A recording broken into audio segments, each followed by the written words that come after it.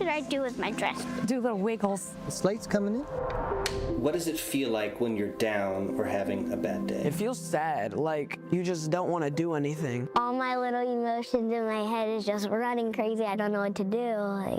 As a teacher or coach, do you ever feel overwhelmed supporting kids' mental health? I had never experienced players being so down that they can't even participate. You're just in tears in the huddle. I didn't know what to do. Teachers need tons of help. Kids Mental Health Foundation offers educational materials to help guide conversations with our students. It's so important that we are constantly educating ourselves. It's the same as the CPR class to me. We're trying to save a life here. The Kids Mental Health Foundation has free tools and information developed by experts because kids' mental health starts with all of us.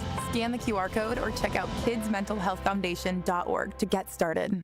You are listening to the home of Milwaukee's realest conversations. 1017 FM, 1510 AM WGKB Waukesha and W269DL Milwaukee, a locally owned Good Karma brand station.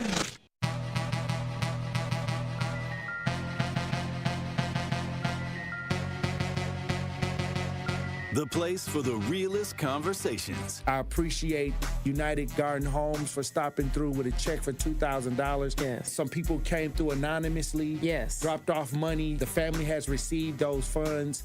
And whatever you can do, if everybody do a little, nobody has to do a lot. The movement continues. What are some of the conditions in the jail that got people upset, like the living conditions on a day-to-day basis? We'll come out our cell at 11 o'clock in the morning. We'll get food and we'll get medication. So that shortens the time.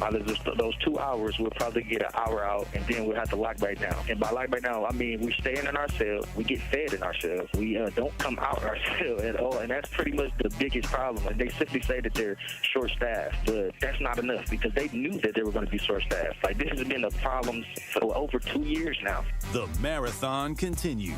There's never been a better time to make change in the city of Milwaukee, starting with the youth. And we talked about the housing. Willie Hines, y'all boy Willie Hines, and they trying to change the leadership over there. We got our hands full, and it's not the time. But we got attorney B. Ivy Lamar on the lines right now, calling from the courthouse. How you doing, attorney B. Ivy Lamar? Hey, what's going on, Tory? I'm good, man. Happy to be here. Joining me on the line, Dr. Umar Johnson. How you doing, brother, Dr. Umar Johnson? Peace and Pan-Africanism, good brother, Black Power, to all my brothers and sisters in Milwaukee, Kenosha, Green Bay, Racine, and across the state of Wisconsin. Yo, peace, King. I'm going to stand with you and walk with you, brother. God bless you. Because I think it's an important thing, what you're doing, and you need to have the support of the community. Regardless if we live in these areas or not, it all affects us in one way or shape or form. It's time for that action and all the smoke. This is the Wisconsin Broadcasters Association award-winning Tory Lowe Show on 1017 The Truth app, and streaming live on YouTube. Man, best show in the world, bro. You got the best show in the world. Hope you know that, man. God bless you, brother. I appreciate that. Big up to you both. Thank you so much. Tory, you spoke to my kids. Liz, you did too.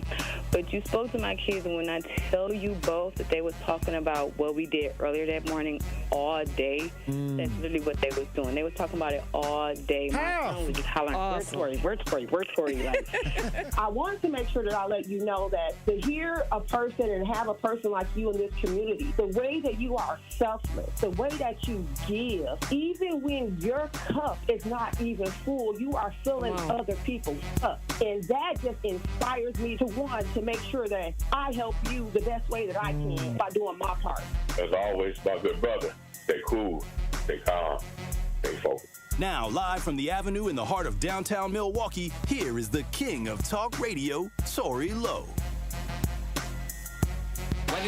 Justice Wisconsin, the truth, the most requested advocate in the state. 101.7 FM, the movement continues.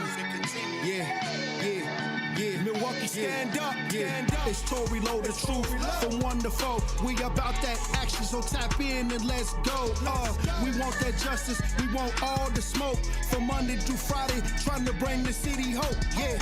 Tory Lowe from 1 to 4, Monday through Friday, let's go. We bout that action from the block, and we ready, let's go. Tap in, and it ain't no holding back. We ready.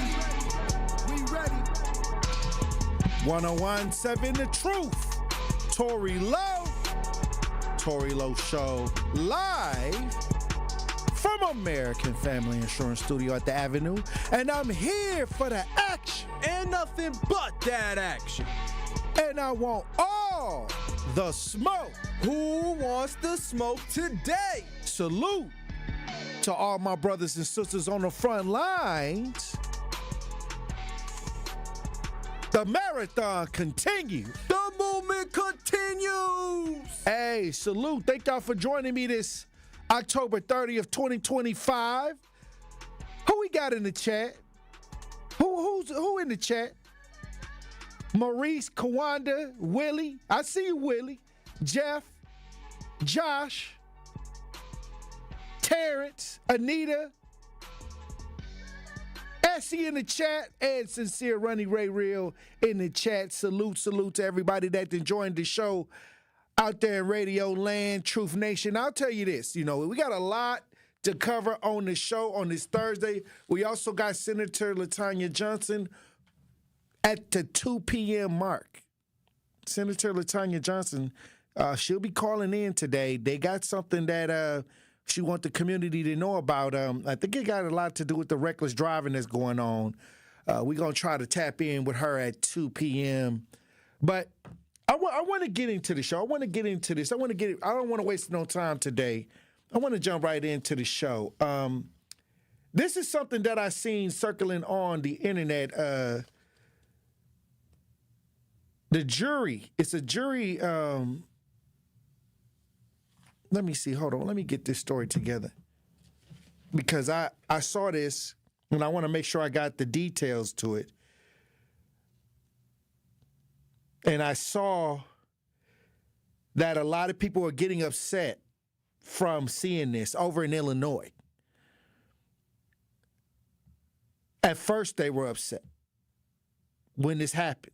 They were highly upset, and now we're seeing that there is some justice coming out of this situation.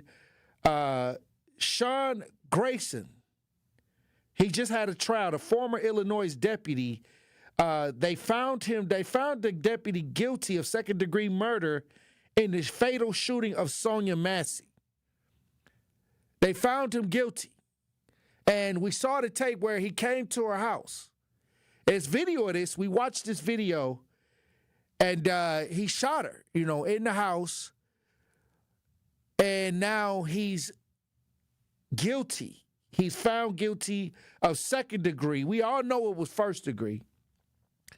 Mo the Elephant said it was supposed to be first degree, but hey, sometimes you just got to be happy that something took place. I think that now at this point, we have seen so many different outcomes, and a lot of times we expect the highest punishment possible. But at this point, I'm just like, okay, we got something. We got something out the deal. Because they letting some of these folks walk away scot-free. We got some video on this if you're watching as we broadcast live on YouTube. Let's listen. WLS is reporting there is a verdict in the Sonia Massey police shooting trial in Illinois. A jury has just found former deputy Sean Grayson guilty of second-degree murder for shooting and killing Massey in her kitchen after she called 911 to report a possible intruder in her home. You will remember this body cam video. It's very disturbing. It shows Deputy Grayson opening fire while she was holding a pot of boiling water. Grayson saying he feared for his life in this moment. Jury deliberations began yesterday. Grayson has pleaded not guilty, testifying in his own defense. Let's get right to our Matt Rivers. He's there at the courthouse. Matt, what can you tell us? Yeah, so this just happened. Very tense scenes, of course, inside this courtroom. A trial playing out really in front of the eyes of the country. Everyone waiting to see what this verdict would be. Coming down as guilty on a second-degree murder charge. The jury was charged by the judge to consider both a first-degree murder charge and a second-degree murder charge. They chose not to convict Sean Grayson on that first-degree charge, instead giving him a conviction on that second-degree murder charge. That carries a typical sentence between 4 and 20 years, but that's very different than the sentence that would have come down were a conviction to be had on the first-degree murder charge, which faced a minimum of 45 years to life. So the sentencing, very, very different between these two charges. So prosecutors getting their conviction here, but not getting the first-degree charge that many family members of Sonia Massey were certainly hoping to hear. We are going to hear from both the prosecutors and representatives of Massey's family at a press conference here shortly. No doubt they're going to be, at least members of the family, disappointed to some degree that first-degree murder charge was not to be had. And this coming from our WLS reporter that was in the courtroom, that the courtroom was very silent as the verdict was read. It was quick. Sean Grayson showed very little emotion. He stood stoically and made no comments. After the verdict was read, he held his hands out, he was handcuffed, and he walked away. Hey. Let's bring in our defense attorney and ABC News contributor Brian Buckmeyer. I'm going to say this. That's enough. That's good. We got the point. The thing is, when you talk about these kind of cases, and blacks being harmed in this way, and sometimes we get outcomes where, we want more to happen, and then sometimes we do get severe charges, so it's a crapshoot. It's a crapshoot. And we just got to be, let's just happy I ain't saying just settle for anything, but some folks ain't getting nothing. You know what I mean? Some folks ain't getting nothing. And so I've seen folks walk away. Joel Acevedo, right here in the city of Milwaukee, where the officer walked away scot-free. So it's just the little things that we got to say, okay, we got this one. The next time we're going to try to maneuver a little different and see if we can get the max. But at this point, I'm just like, okay, we got something here. He didn't just walk away scot-free. Let's be thankful that he didn't walk away scot-free. Because don't forget Justin Blake. That officer, he got found not guilty or whatever they did through the investigation, and he walking around here still writing tickets. Can you imagine one of these officers who didn't kill somebody and they was highly publicized, and next thing you know, they write you a parking ticket, they still on the job? That's worse than seeing Freddy Krueger in the nightmare. I'm trying to tell you. So, hey, I'll take the second degree. I want the first degree, but he didn't walk away scot-free. Hey, look, when we come back, we'll have more conversation, Truth Nation. Stay locked in right here on Tory Lowe. More of Truth to Power is next on 1017 The Truth, The Truth app, and 1017thetruth.com. Get ready for a breath of fresh air with Community Heartbeat, your go-to show for health and wellness in our vibrant city. Presented by Outreach Community Health Centers and hosted by me, Sherwin Hughes. Tune in this Saturday at 10 a.m. as we take you on a journey toward a healthier Milwaukee. Community Heartbeat is not just a show, it's a movement dedicated to bringing our community together through wellness. We've got expert interviews, inspiring stories, and the inside scoop on local events from Outreach Community Health Centers that will keep your heart pumping with positivity. Ready to buy your first house, move into your forever home, or simply refinance? At Associated Bank, they've got you. With the right lending plan and guidance, you can achieve your dreams. Your financial goals are much closer than you think, and Associated Bank is excited to help you reach them. Learn more at associatedbank.com/lending or ask a banker for details. Subject to credit approval. Member FDIC, Equal Housing Lender.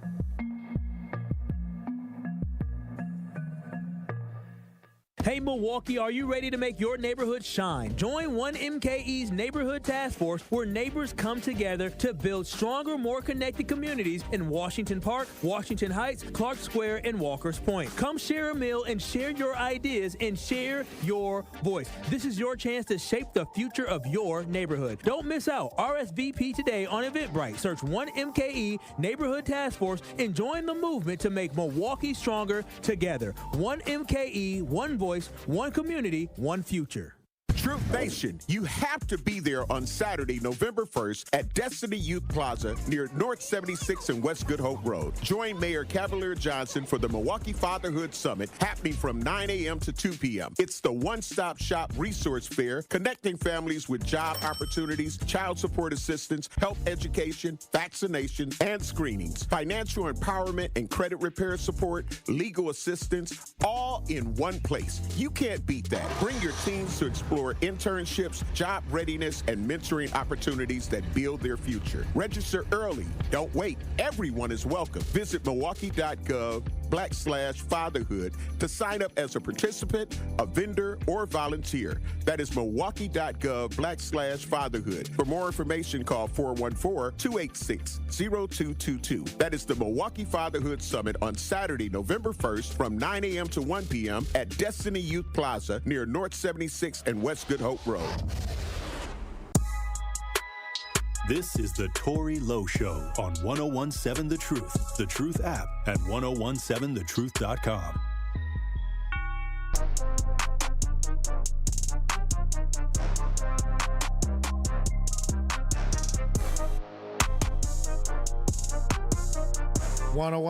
Seven The Truth.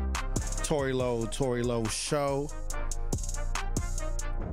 Okay, I got to talk about this too, because for all of y'all that do fantasy football and DraftKings and all of that, I guess Wisconsin is starting to get into the online sports betting game, and it could be legalized, or is it legalized? I guess they passing a bill. It's getting close to being legalized in the state of Wisconsin. Online betting, sports betting. We got an article. We got some audio on this. Let's listen. Yeah, right now the state constitution only allows sports betting on tribal lands, so that's places like the Potawatomi Casino. But that essentially provides a loophole for that. As I'm sure gambling knows no political line. Wisconsin could score big for sports bettors. It's actually going to make it easier to regulate. State lawmakers introduced a bill that would loosen the restrictions on legal sports betting in the state. It legalizes online betting, which is currently going on now, but illegally. Under the state's current constitution, betting is only allowed on tribal lands. This proposal, introduced last week, proposes a framework to get around that. I could be sitting in my house, placing a bet online, as long as that server's on tribal land and it's going through that server through the tribes, then it's legal. State Representative Christine Sinicki, a Democrat, and Republican State Representative Robert Whitkey are among the bipartisan group that co-sponsored the bill. The states around us already have this in place. The bill essentially provides a framework for what's called a hub and spoke model, replicating the one created in Florida, which was challenged but upheld by the courts years ago. Millions of gambling bets into a legal system now that's run by the tribes. Both lawmakers call it a win-win. It's a win for the tribes. They're going to get a little more money out of it. And because they're going to get a little more money out of it, our percentage from the tribes that we get in gambling is, the state will get a little more money out of it. All right, there we go. Online sports betting, long as the server is on tribal land, long as the bet is being processed through the tribal land. I got an opinion on sports betting, but my grandma told me not to gamble. But with today's economy, a lot of people think that gambling is almost like trying to win the lottery, and it's an addiction. Sometimes people, they get a little taste of a win, like they might get a little win, but then their losses and the wins ain't adding up. But I'm gonna tell you, I thought that, if they started, opening up the sports betting, I might go do a parlay now. I might do Jordan Love, one on the wide receiver. I'm gonna keep all my parlays within the Packers. If I do one, somebody said that it's tough to win a parlay though. Andrew, have you ever tried to do a parlay? Come on, Tory, I have. Okay, so what did you come out with? Did you ever win? My biggest win, Super Bowl. Tampa Bay wins it. I had Tampa Bay winning, Brady winning the Super Bowl MVP, Gronk 2.5+ touchdowns. Put in a couple bucks, got $2,500. $2,500. Oh yeah. Okay. Did you know your boy GP? He gambles a lot. Okay, so I'm gonna need to talk to GP because I need to see, like, when you talk about parlaying things, you can do some parlays, but you can spend less is what, $20? $20 on a parlay, yeah. So you can put, $20 down and you go Packers win, Jordan Love touchdown, Micah Parsons sack. Right. Make some money. It sounds simple. It's not that simple, right. But it is simple. Well, here we go. Never forget, the house always wins, Tory. Well, I'm surprised that they let this online gambling go before they legalize cannabis. I mean, you would think that they would, if they wanted a little bit more money like she was talking about, how come they haven't legalized cannabis in the state of Wisconsin? Why has that been a struggle? I have a theory. We had the assembly member in here, Madison was in here talking about how he's trying to get the legalization of marijuana. What's your theory, Andrew? Why do you think they haven't legalized marijuana in the state of Wisconsin? Cannabis, I think that's what they call it. Cannabis, yeah. Well, gambling, I think, is, rainbow coalition. You know what I mean? Whereas I think cannabis only attacks one group of people. You know what I'm saying? Blacks. So you saying that since it's something that's concerning blacks, it's a struggle. But gambling, you said it, not me. Gambling is more widespread. And, and the people that own the reservation can get a little bit more cash. Wisconsin get a little bit more cash. But when it comes to the legalization of cannabis, you're going to have to pardon some brothers. You're going to have to issue some pardons. You can't just all of a sudden say it's cool to sell the weed and not pardon the brothers that went to jail from nonviolent drug offenses selling the weed. I think that's the huge controversy in the slow up, because it has largely affected the black community.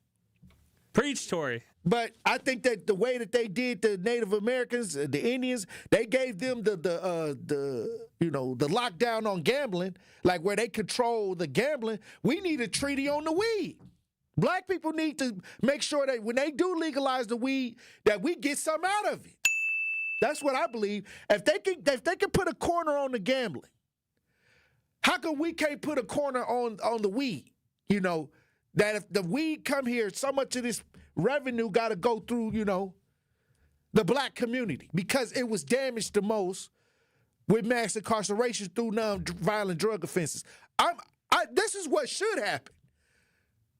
I don't understand how you can legalize this gambling thing, put a fast track on that, but then we got to sit down and have a huge discussion on the weed. And I don't even smoke weed. But I would love to have some of the profits that I'm seeing people get from the weed and how they're using the extra money in the cities and stuff like that to do programming. I mean, if other people are trying to do it and they're capitalizing off the tax ideas from it, why can't we do it? And let the brothers have a break. I mean, they almost would have to kind of give black people some kind of leverage if they talking about legalizing marijuana, at least in the state of Wisconsin. I'm just saying. I'm gonna try to be at the meeting. If they ever have the session on legalizing cannabis, because if they could get the sports betting, the online betting off the ground, and make a few tweaks. What they said, they made a little tweak. They tweaked it. They was happy about it. It was a win for everybody. I think legalizing cannabis is a win for everybody. I know all of my friends. Sometimes I'm the only one in the room that's not smoking weed. I'm getting the secondhand contact. I mean, hey, I feel good, a little bit. But what I'm saying is sometimes when I'm in rooms and having fun, they be like, you don't smoke weed? And I'm, no. Like, I'm the eyeball. So, hey, you might as well legalize it. Okay, well, are we going to run the break? We got to run the break? Oh, we got time? Okay, well, I want to talk about this since we got time. Wisconsin voters, they're saying that they're undecided. They're undecided in the governor's race. And a bunch of people started popping up in this governor's race. Hey, it's wide open. Governor Evers said he ain't running again. So everybody trying to throw their hat in to win. And I guess due to an early poll that's showing that, hey, a lot of people ain't trying to say who they trying to go for right now. So I think that we need to have these people, come to the front of the congregation. I think the road to the governor's seat going to go through the Tory Lowe show. I think that they're going to have to come right here and speak their piece. Pow! Right here on the Tory Lowe show. Because if you coming through Milwaukee, they may try to avoid the Tory Lowe show. Because sometimes they get them softball scripted questions. I don't do the scripted questions. I don't do the scripted questions. But we got any audio on the undecisiveness of the governor's race, Andrew? Do we got anything on that? They saying that a lot of people ain't really decided. It's a wide open race right now, and it's down the line. It's next year. The governor's race is next year. Do we got any audio on the undecidedness of the people? All right, well, we're going to run the break, and when we come back, we'll have more discussion. Truth Nation, stay locked in. The Tory Lowe Show returns after this on 1017 The Truth app, and 1017thetruth.com. Life's better with Drive My Way from American Family Insurance, because we know it's more than just a car. It's your escape pod, your adventure mobile, your memory maker. And we help protect the dreams that drive you. Personalize what you pay for auto insurance and you could save between 5 and 20%. American Family Insurance. Get a quote and find an agent at amfam.com. Products not available in every state. Unsafe driving behaviors may increase your rate. Visit amfam.com to learn more. American Family Mutual Insurance Company, SI, and its operating company, 6000 American Parkway, Madison, Wisconsin. Ready to hit the road in your new car? At Brewery Credit Union, we make it easy with affordable payment options on auto loans designed to fit your budget. Whether it's a brand new ride or the perfect used vehicle, we'll help you get behind the wheel faster. With flexible terms, quick approvals, and personalized service you can trust. Don't wait. Start your journey today. Apply online at brewerycu.com or visit us at Brewery Credit Union. Federally insured by NCUA. Coming with straight truth. Tory, I love you. I love you. I love you. I love you when I first started hearing your voice. And what you're doing, in the words of T-Pain and Gorilla, I love it. Thank you, brother. Bless. Hey, I'm down with you, man. I missed your last gathering, but the next one I'm going to be there. And I'm going to make sure I introduce myself because, hey, you're God in all circumstances. Catch the Tory Lowe Show every weekday from 1 p.m. to 4 p.m. Never miss a moment of The Truth with Sherwin Hughes on the new 1017 The Truth. Violence is a tool. Violence is a tool of oppression. It's a tool of subjugation. It's a tool of manifest destiny. Let's not say all of a sudden, oh, hip-hop music is why people are... No. Y'all know how America was discovered? Murder, slavery, human trafficking. The origins of violence predates hip-hop. Can we at least agree on that? Listen to The Truth with Sherwin Hughes, weekdays from 9 a.m. to 12 p.m. Tap into the best power hour in radio in Milwaukee. Dropped my pants. I had to make sure I wasn't seen. I don't want nobody to get surprised. This is a sick Negro. I'm just a real one. I peed again, came on back. I said, what y'all been doing? We've been out here for 3 hours. Y'all ain't peed yet? Just sitting here, we playing beer pong, and y'all sitting here peeing next to me? I'm still itchy today. Thinking something wrong. Am I the only one that's astonished by this? Catch Truth to Power with Kyle Wallace every weekday from noon to 1 p.m. on 1017 The Truth and The Truth app. The expression on your face, that's got to me. And the man wasn't lying. What you mean the expression on my face? How can you see my face? You listening to me on the radio, man. No, I'm watching you on YouTube, too. Oh, all right, then. You're an old man, and you know about YouTube. How old are you, Adam? You about 85. 83. I'll be dipped. How blessed are we to have you? Watch all your favorite 1017 The Truth shows by subscribing to 1017 The Truth on YouTube.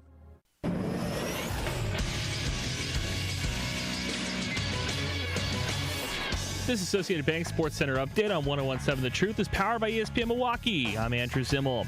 The Milwaukee Bucks play host to the Golden State Warriors tonight in a showdown between two of the best shooting teams early in the season. Head coach Doc Rivers on the Bucks' shooting performances. You look at our numbers, and we shot 55% from the field, 42% from the three, and yet when you're sitting in the game live, you're frustrated because you think you're missing shots. That just tells you how well we shoot the ball. Tip-off is tonight at 7 p.m. And the matchup tonight on Thursday Night Football is the 2-5 Baltimore Ravens facing off against the 2-6 Miami Dolphins. And the Green Bay Packers will wear their classic 1923 uniforms against the Carolina Panthers. It's the first time in NFL history the threads will include brown hand-painted helmets. This True Sports Update is brought to you by Associated Bank, proudly supporting your hometown teams, member FDIC.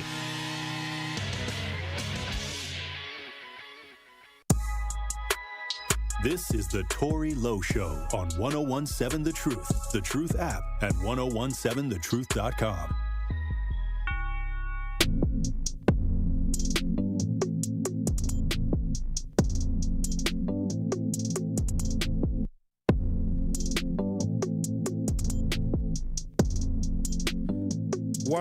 Seven The Truth, Tory Lowe Show. We gonna get into the pop culture report, but before we went to break, I wanted to talk about the Wisconsin voters undecided right now in this governor's race. I want to talk about that before we get into the pop, but I can see why they undecided. They trying to figure out where are we going with this, because I think Governor Evers, I don't know, like I can't say he impacted the state in a way where I could say it was some significant things that I can call out off the top of my head. I think that now people want impact. I think people want, you know where I think people are going? They want action. People want results, action. They tired of these politics, dancing and prancing and smiling, sniggling and giggling. They want some things done. They want to have tangible outcomes from the politicians. Because that's what they're there for. I mean, I don't know why, when we have elected officials, y'all let these people, y'all smile in their face, y'all happy to see them, but y'all can't even tell what they even did for you.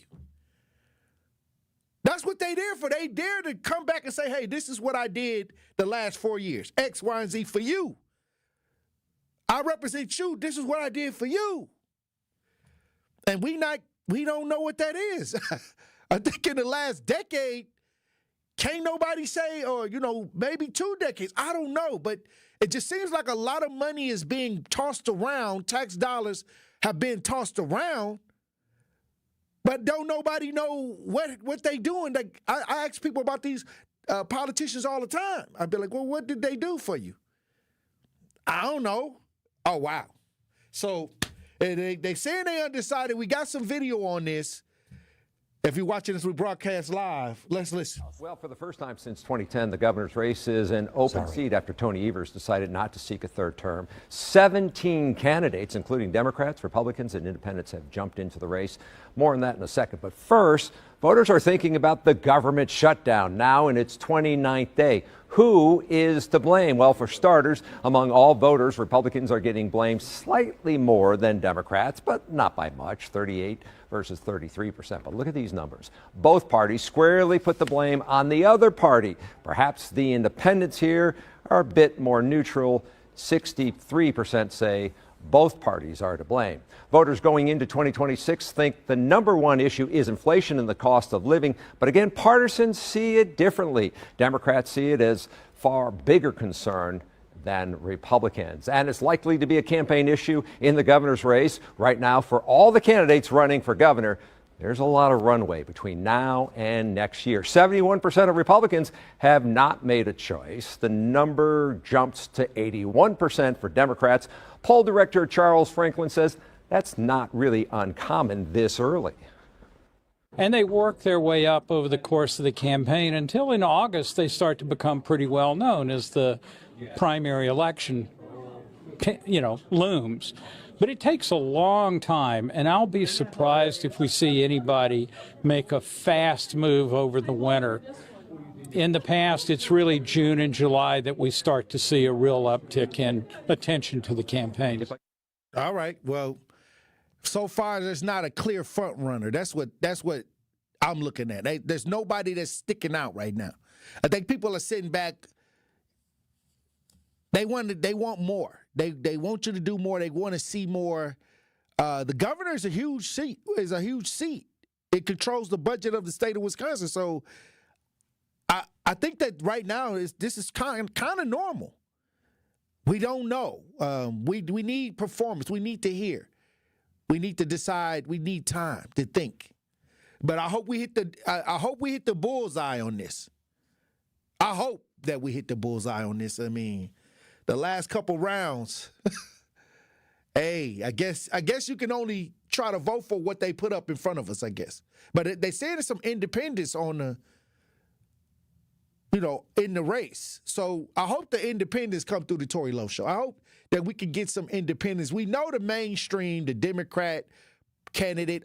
We know the Republican candidates. I want to see a strong independent come up and hear what they talking about. Hopefully they come through. I think the road to the governor's office through Milwaukee go through 101.7 The Truth. Is it an open invitation? Yeah, it's an open invitation. I think that you're going to have to come here. You're going to have to. It ain't no other way around it. Is there a Tory Lowe endorsement? No. I mean, unless it's something powerful. Unless it's something powerful. Now, I can vote for whatever I want to vote for. But if I endorse somebody, meaning that I'm putting the stamp of approval, I'll never tell people who to vote for. I'll say who I vote for. But if I ever endorse somebody like this the one, trust me. I did the homework. I done seen the light at the end of the tunnel, a little bit of light at the end of the tunnel. So I ain't endorsed hardly anything in a long time. So, but I do exercise my right to vote. As I should. But I ain't never told nobody else who to vote for. Because I don't want to do that right now. I ain't seen an overall candidate with the overall ideal of, okay, this is the person. Now, if I endorse somebody, it's powerful. So we gonna see. We gonna see. I'm a hard endorser. But I will talk to you, though. I will talk to you and see what you're about. This is an open door. Anybody, independent, Democrat, Republican, they can come through the Tory Lowe show. Because I believe that the road to the governor's seat going to get hotter. It's going to get hot up in here. It's going to get hot up in here, Andrew. I'm hoping you're ready. But I want to get into this pop culture report. Glenn usually slide through. But I want to talk about this. This is something that when I saw this, I had to bring it in front of Truth Nation.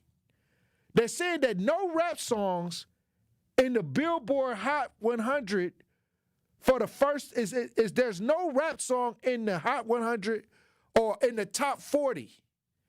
In the top 40 of the Hot 100, there's no rap songs right now, and that's never happened in a long time. We just celebrated 50 years of hip hop. And now we're at a point where there's not one hip-hop song in the top 40. Wow. I thought Cardi B had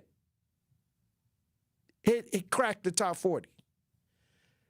I know they said once Kendrick and SZA fell out the top 40, there's no other rap artists or hip-hop artists in the top 40. What's going on? What's going on with hip-hop? Is hip-hop, I'm not going to say it's dying out because hip-hop is always going to have that flavor. Hip-hop is always going to have that power. It's going to always be powerful. And I don't know, because you can buy Billboard. Tekashi 6ix9ine have explained how you can buy Billboard. So you can actually buy a slot in the top if you're willing to pay the money. If you're willing to pay the box. But is hip-hop no longer the most popular genre of music. I want to take a caller. If anybody want to call in 833-212-1017, there's no hip-hop record in the top 40 on the Billboard 100. Why? Are we not making, is hip-hop not making the music that touch the masses right now? Because since I've been into hip-hop, there's always been a hip-hop record dominating the charts. More powerful than rock and roll. More powerful than rock and roll. And you know, black people made rock and roll, so that's not a stab. That's not a stab at anything. All the popular music we didn't originated through black. Okay, let's get that straight. Let's put that on the table. But hip hop has been the cornerstone. Is it still the cornerstone? I want to take a call at 833-212-1017.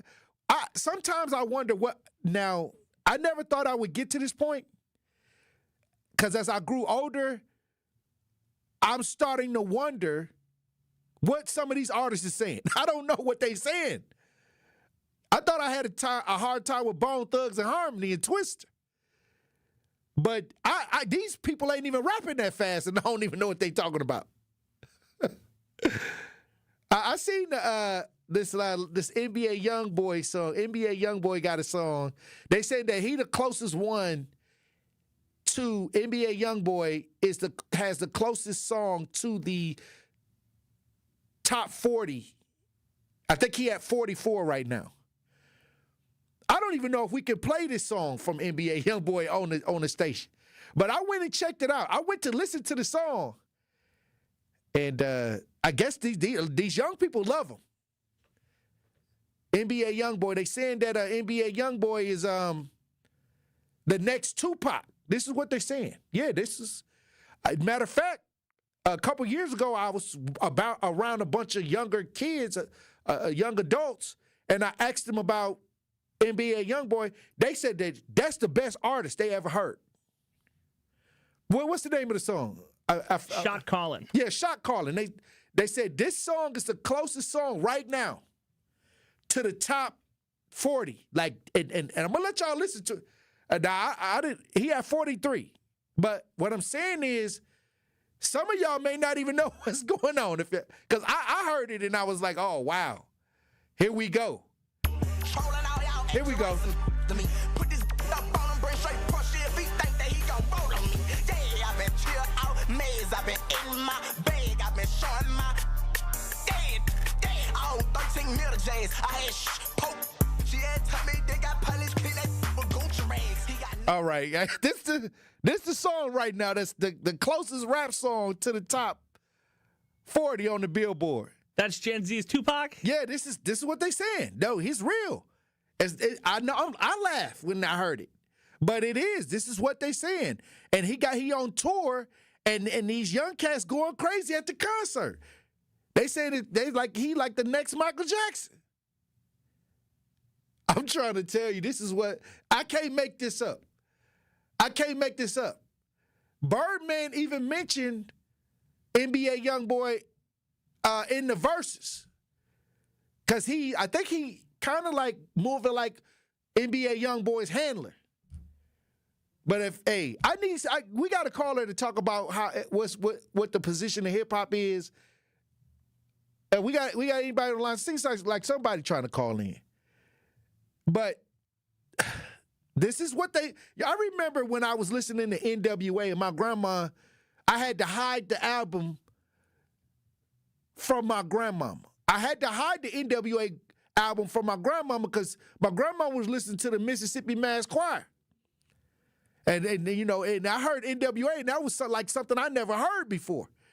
So, but now these young people, this NBA YoungBoy, this is the closest we got right now in hip-hop to the top of the charts. But I think you got to rock your head back and forth real fast to catch the lyrics. Because when I start rocking my head, that's when I start understanding. You got to kind of bob a little bit faster to hear what they saying. When we come back, we got Brian on the line. I guess he want to chime in on where the state of hip-hop is. We're going to talk to Brian when we get back. Truth Nation. Stay locked in right here on Tory Lowe. You are listening to The Tory Lowe Show on 1017 The Truth app, and 1017thetruth.com.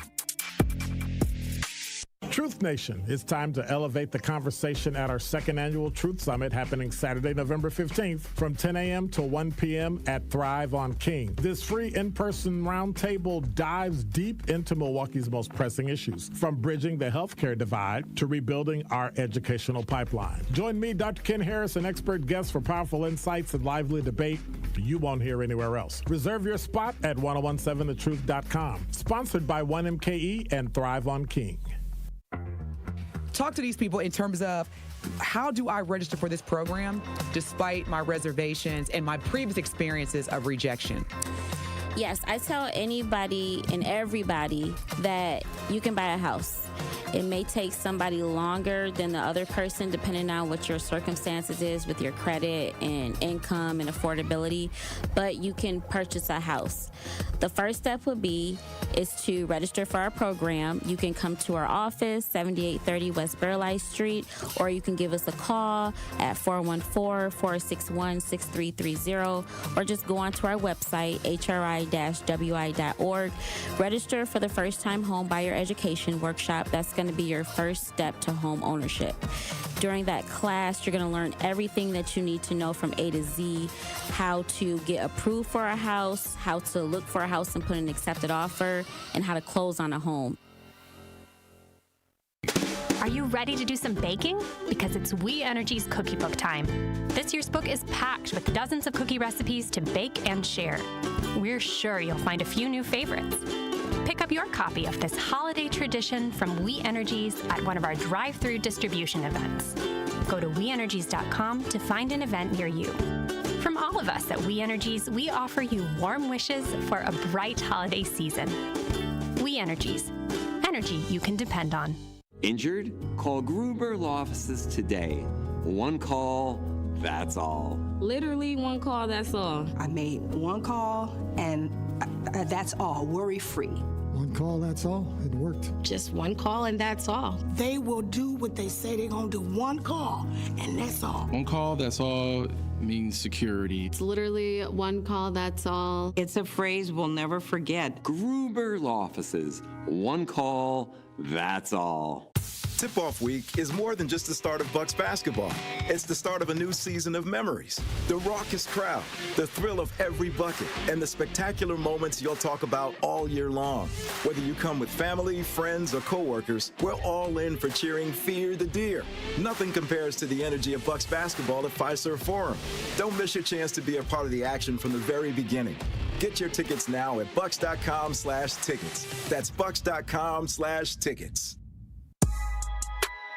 This is the Tory Lowe Show on 1017 The Truth app, and 1017thetruth.com.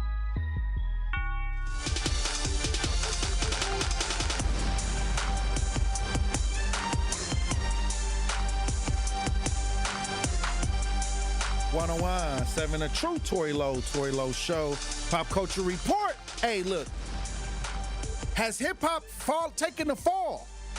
I'll say that because I don't believe hip-hop is dead. I can't say that. I mean, I think that they're trying to put the extinguisher on it because, the people, the powers that be that's choosing the artist, that's marketing the artist and doing all of that. I think that that's the mainstream operative. But if you look on social media, if you look on what's driving the culture, what's driving the trends, it definitely ain't Taylor Swift and Justin Bieber who own the what position Taylor Swift and Justin Bieber on the charts? What? They own 5 of the top 10 spots. Justin Bieber and Taylor Swift own 5 of the top 10 spots. They not changing the culture. Matter of fact, they culture vultures to a certain degree.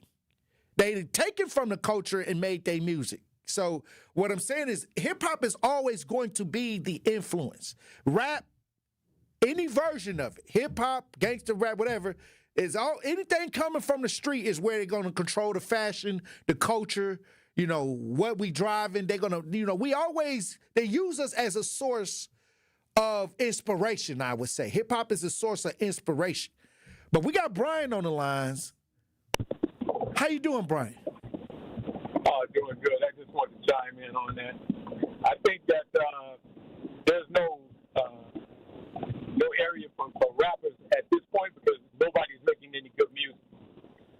The rappers that are here now, they're probably making their money on social media and what have you. But these big clearing houses for music like there used to be, like an Interscope, they're not recruiting guys like that anymore because, for one, they don't have the talent of our past entertainers had. They don't have the talent of a 50 Cent. They don't have the talent of a Jay-Z.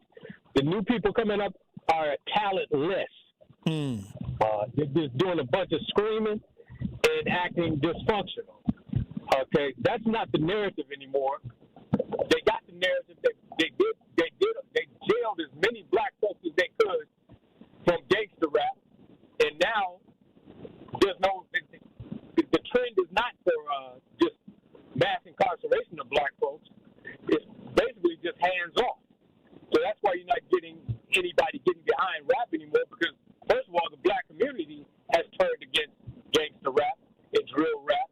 We've turned against it. That's why there's nobody pushing it anymore. So the guys that are out here are just doing this stuff independently. That music you just played by NBA Youngboy, that's probably a niche few people that like that. But that music, if you just listen to that, that is complete trash. Now, black young youth today, if they're following people like that, they're complete trash.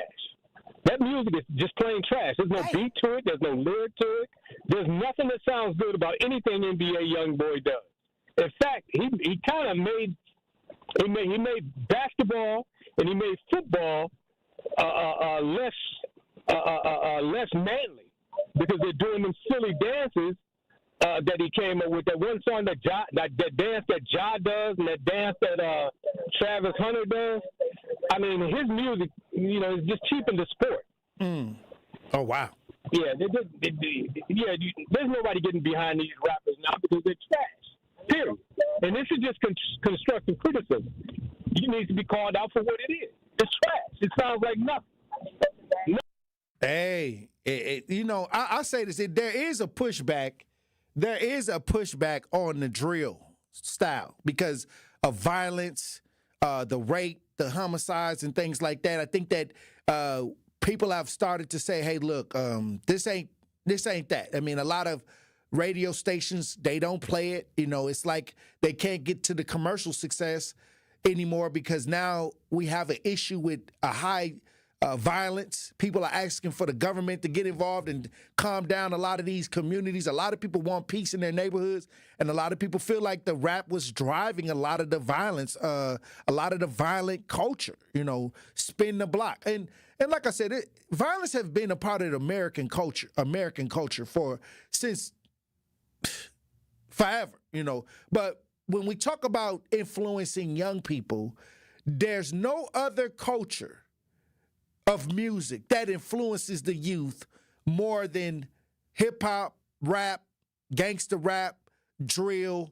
A lot of that stuff these kids listen to, it becomes extremely popular, and then they start to take on some of the attributes as well.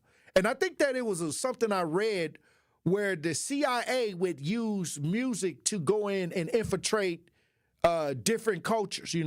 They would pay artists to come in and use a form of music to weaponize the music to change the culture. And I think that even now, a lot of the music has been weaponized against the black community. I remember when I was living in Iowa and I would come home to Milwaukee and I would listen to the different radio stations on my way to Milwaukee.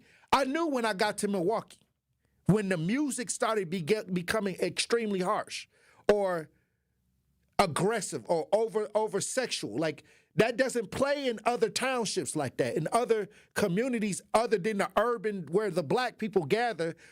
That's when you start hearing aggressive content or like, provocative type music to where, you got to turn it down if you got kids in the car.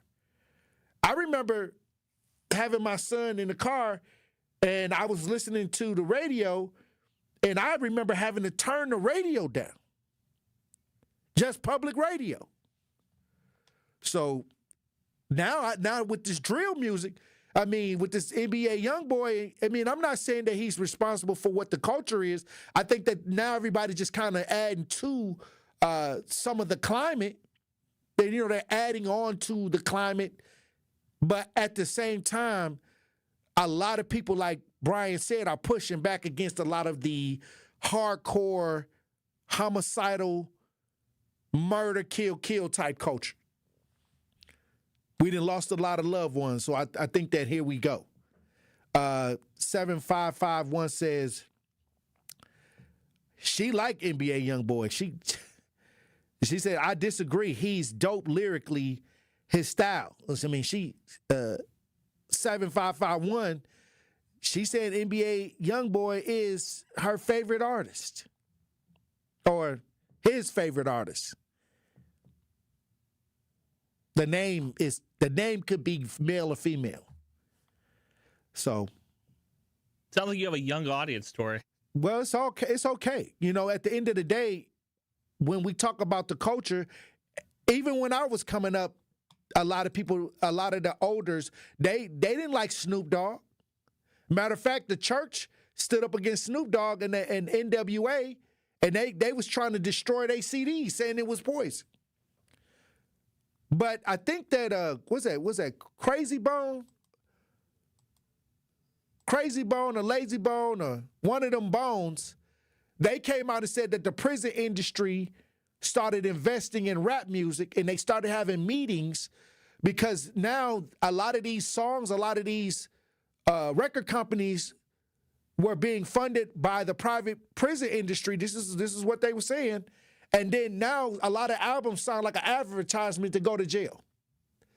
That's what if you listen to the lyrics, it sounds like if you do some of this stuff that they talk about, no, don't do the rabbit hole on this, because a lot of lyrics are jail lyrics. Like if you going to commit crimes, if you going to spin the block on somebody, or if you going to scam somebody, or you talking about selling drugs, you're going to end up in jail. This is something that is pushing jail culture. That's not a conspiracy theory.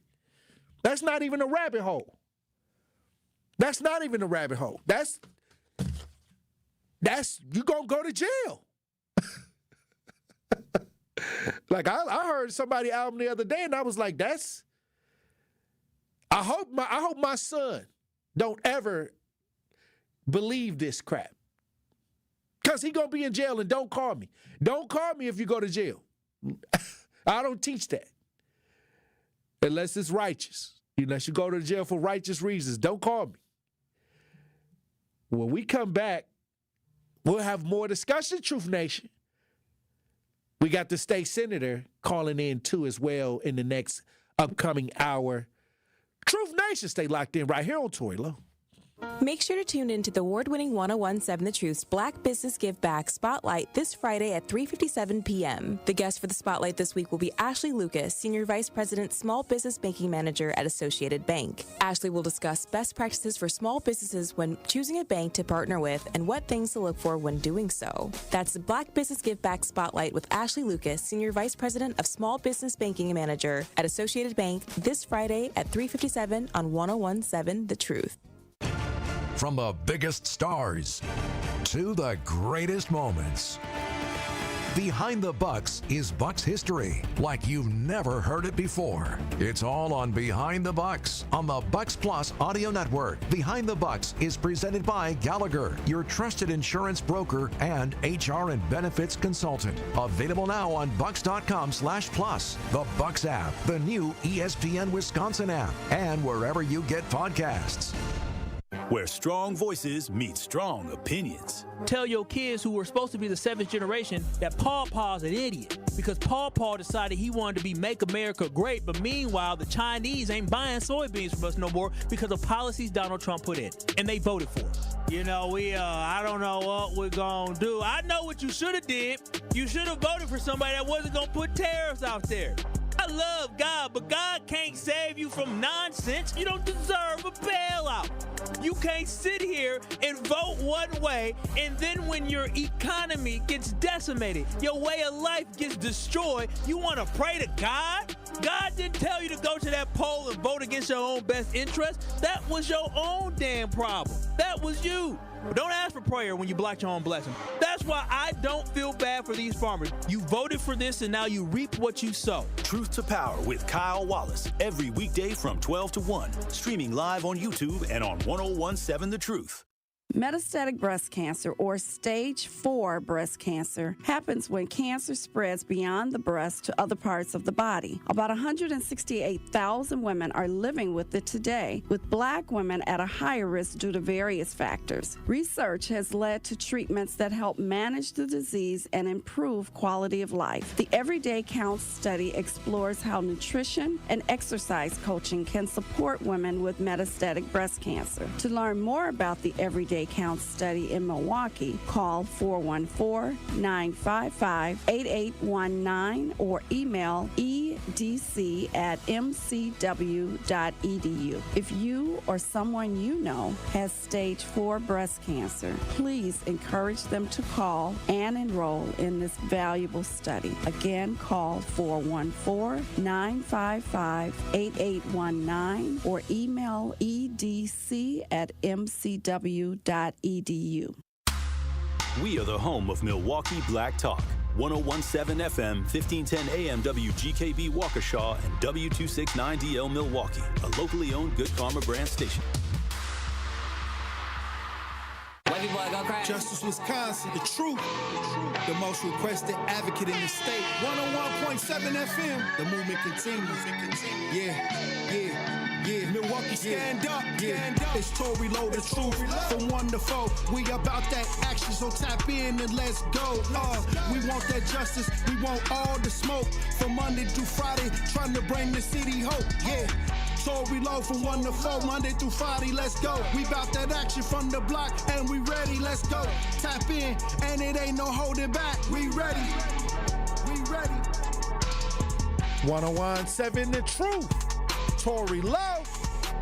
Tory Lowe Show live from American Family Insurance Studio at the Avenue. The movement continues. The marathon continues right here on 1017 The Truth. Thank you for joining me for the second hour of the Tory Lowe Show. And we got guests. We got State Senator LaTanya Johnson on the lines. It's a reckless driving discussion coming in Milwaukee, November 4th from 5 p.m. to 7 p.m. And we got the senator on the lines. How you doing, Queen? I'm doing fine. How are you? Hey, I'm feeling powerful. Now, we got a discussion coming up on reckless driving, November 4th. Yes. What's going on? Yes. So we, and this is a very short notice, and we're aware of that, but we wanted to have an overall discussion with the community and give them an opportunity to voice their concerns or just how they're feeling about reckless driving. We've lined all of the elected leaders that would most impact reckless driving on this panel. For example, we have Mayor Cavalier Johnson, Chief of Police Jeffrey Norman, District Attorney Kent Laverne, and also City Attorney Evan Goyke. And so it is going to be both a panel and an educational discussion. The guest panelists are going to do their presentations for the first hour. In the second hour, we are going to get community buy-in and community response. We just want to make sure that we're listening to the community and hearing their voice and what they have to say about reckless driving. Now, as a legislator, what are some of the options you feel that are on the table that needs to be discussed from a legislative standpoint? First of all, we want to know how the community is feeling with the police chases. especially the police chases and accidents that are involved. We want to know how the community feels about the reckless driving. Do we feel that that situation is being properly addressed? We want to hear their feelings about some of the improvements that are being made to the streets, such as the bump outs and how that's affecting their daily commute. We just want to give them an opportunity to just voice their concerns on any issues that they're feeling concerning reckless driving. And as we move forward with reckless driving, because it's been a huge issue, there's been talks of having cameras in each district in the city. We see the Vision Zero. I don't know if it's Vision Zero or I don't know what idea. I think it's Vision Zero of what they're doing downtown, how they're shortening the lanes. And then we see more speed bumps popping up. But has that been effective? I think that's the real question. Right, exactly. Now, we do know that fatalities involving reckless driving, those have in some instances gone down. And so they're accrediting that to a lot of the improvements that are being made with the streets. So we do know that it's having some level of impact. What we want to know is how the community feels about that. We want to give the community an opportunity to voice their opinions because as elected officials, we can clearly state that, things are improving. We have the data, but perception is everything, right? Even if traffic-related accidents tend to be going down, if the community still feels that their community is unsafe because of reckless driver, then it doesn't matter what the data shows because perception is going to prevail. So we want to make sure that we take the opportunity to actually listen and learn from that. And also wherever there's an opportunity to listen, there's an opportunity to make change and to make impact because we know that our work isn't done.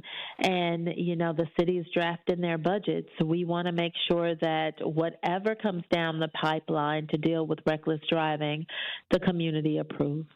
And where is this being held? So it is going to be held at the Milwaukee Public Schools Central District office. It's going to be held in the auditorium, and the address is 5525 West Fleet Street.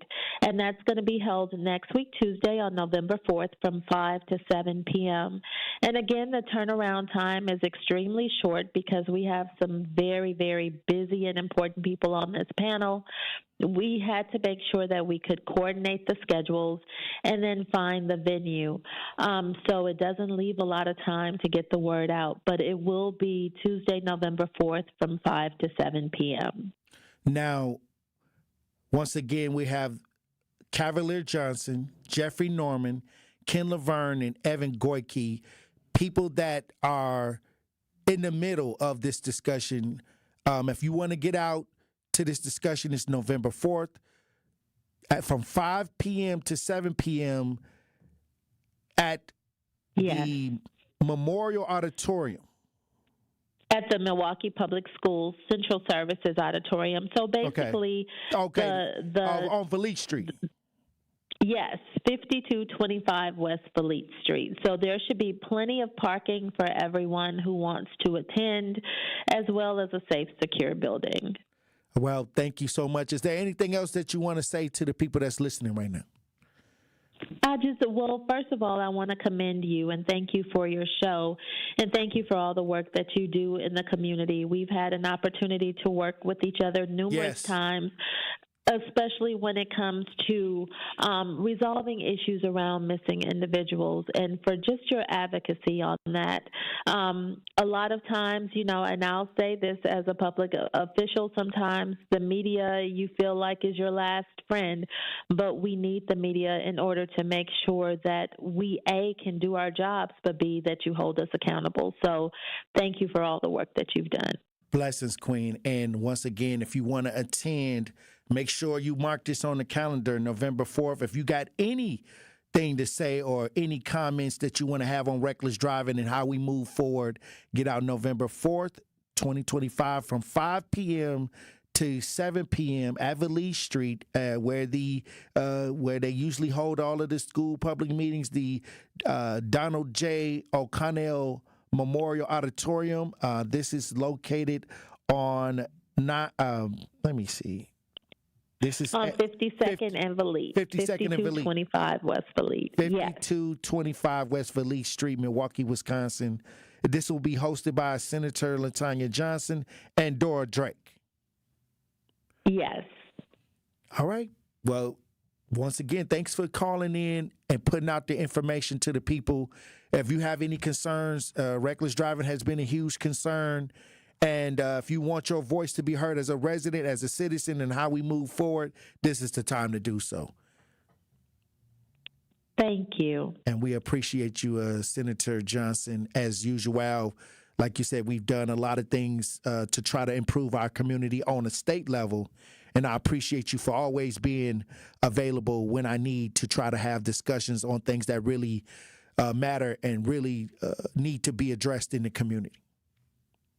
Thank you. All right. God bless you. I'll talk to you soon. All right. Look, when we come back, Truth Nation, we'll have more conversation. Stay locked in right here on Tory Lowe. More of the Tory Lowe Show is next on 1017 The Truth app, and 1017thetruth.com. Need a way to hype up your day? Hey, is this Carolyn? It is. Congratulations, Carolyn. You just won this Congratulations. shmoney. Woo! God is good all the time. What would you do with $5,000? I'm going to buy my nieces some school clothes because my nephew just passed away. Oh. So I'm going to get them some clothes. Stay tuned into 1017 The Truth for your chance to be entered into the Gruber Law Office's 5K giveaway. For contest rules, visit 1017thetruth.com. Tracy, going back to the process, and as it relates specifically to the partnership that Old National Bank has with Housing Resource, what does the process consist of when coming through this program? You know, it's a referral process. We work with clients that first-time homeowners that may not have the counseling that they need. They may not have the equity, the down payment that they need. So we refer them to our partners like HRI or Housing Resources, Inc., because we recognize that those organizations, they have the resources, they have the tutorial documentation and all of those things that are necessary for first-time homeowners that don't know the process, may not know the system, may not know what's required for home ownership. So working with Housing Resources Inc. and other partnerships that we have like through WIDA has been very, very advantageous, not only for us, but also the organizations, but also for the community. Bucks basketball is back. A brand new season of big games, electric matchups, and unforgettable moments starts now. There's nothing like Bucks basketball at Fiserv Forum. The energy, the thrills, the slam dunks, and buzzer-beating three-pointers. Don't miss your chance to be part of all the on-the-court, cheering crowd, fear the deer excitement. Get your tickets today at bucks.com/tickets. That's bucks.com/tickets. At Milwaukee College Prep, we believe brilliance lives in every child. Here, students are challenged, supported, and celebrated every single day. With small class sizes, dedicated teachers, and a proven track record of academic excellence, MCP is helping Milwaukee kids reach their fullest potential. Enrollment is still open for grades K-3 through 8. Spaces are limited. Apply today. Give your child a school where they'll thrive. Visit mkeprep.com or call today. Milwaukee College Prep, brilliance lives here. We believe that self-care isn't selfish. I'm Maddie from Sweet Talks, a women-owned and operated medical spa fostering self-love and confidence. We believe that beauty is about feeling empowered from within, and it's truly a passion for our team at Sweet Talks. Your goals are our goals. Our services go beyond injectables, including facials, lasers, medical weight loss, hormone therapy, and more. There's even a cafe, complimentary to all patients. Get started today at Sweet Talks in Menominee Falls. Learn more at sweettalks.com. This is the Tory Lowe Show on 1017 The Truth app, and 1017thetruth.com.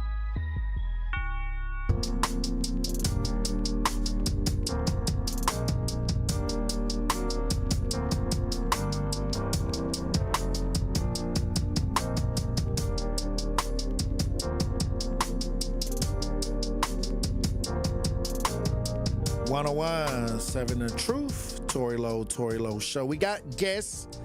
You know how we do. We bring the guests in from the city, talking about events that's coming up.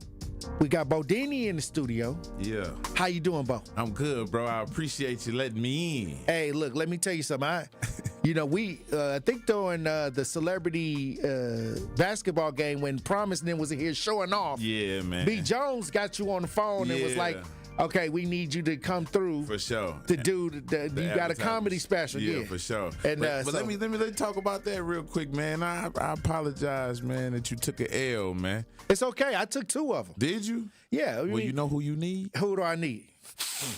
Oh, you can who? Nope. Okay. But we get 6 fouls, don't we?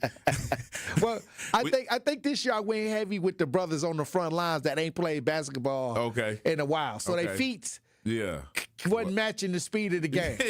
So I think that because you want to get the brothers that's really doing the work that time to be in the spotlight, but sometimes I think a lot of them when the ball came their way, they realized they was in a basketball game. For sure. This ain't 2K no more.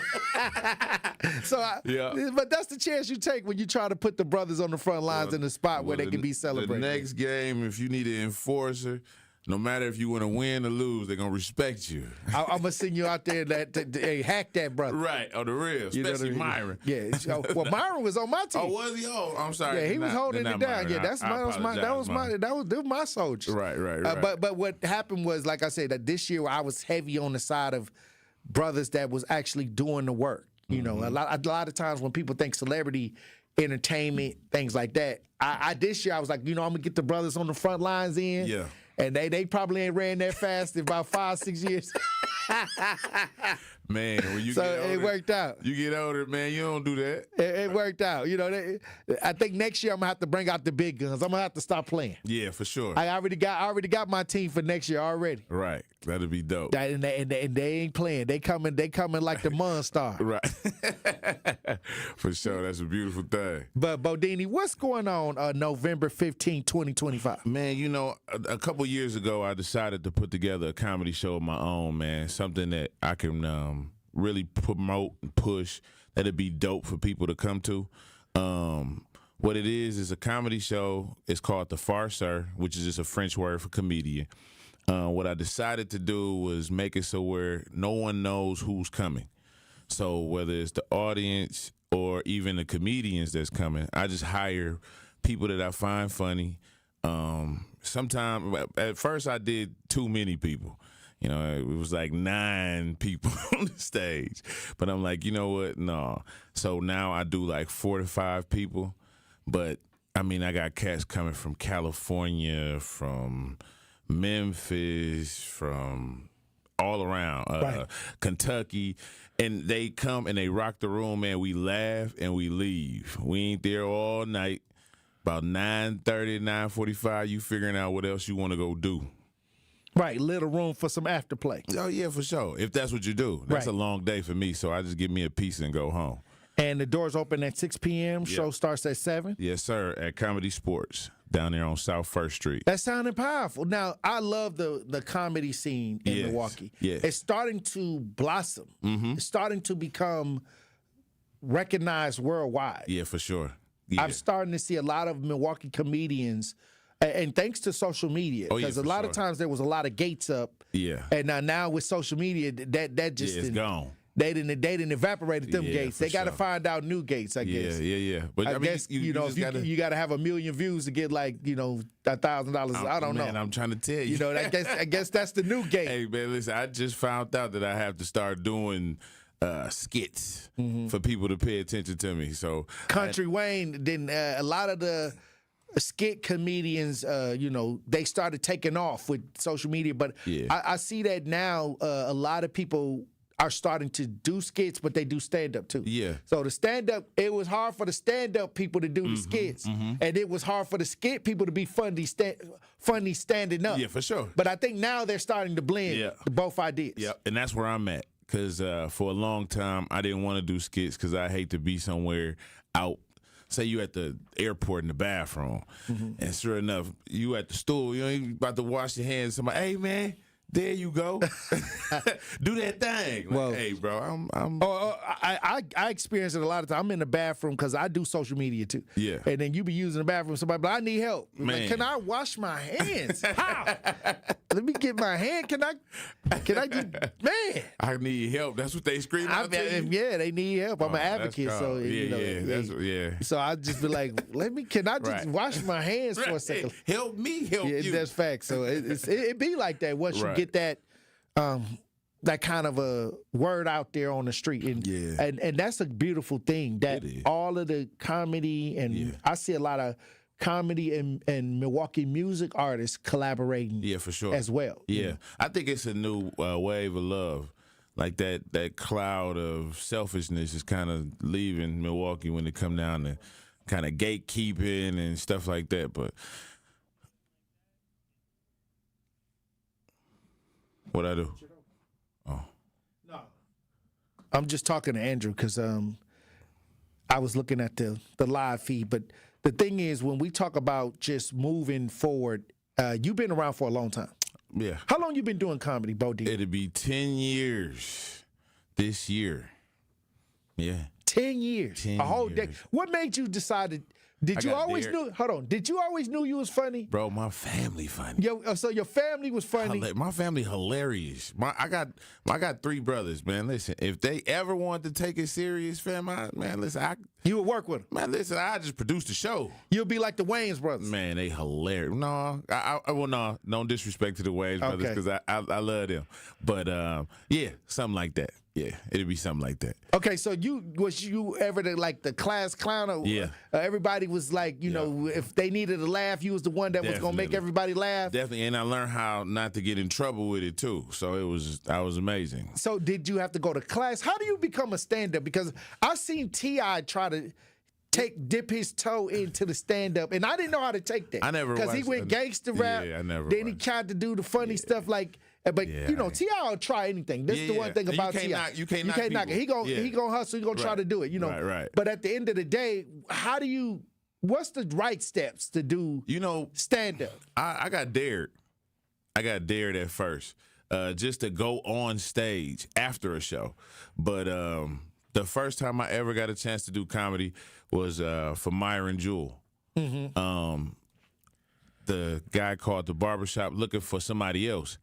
And my guy, Will, he was like, man, you need to holler at Dion. And he was like, man, that dude barbershop funny. But I'm glad that I got told that because it was my at the same time, my dad told me the same thing. So I was told not to get on stage because you're going to embarrass yourself. So I'm like, man, if I'm not going to hurt myself, man, I'm trying it. And the first time I did it, I sold 60 tickets. Oh, wow. And we laughed so hard. I got it on YouTube. It's on, it's under my first show. Yeah, on YouTube. Bodini 414. I'm excited. I'm excited to see the comedy scene.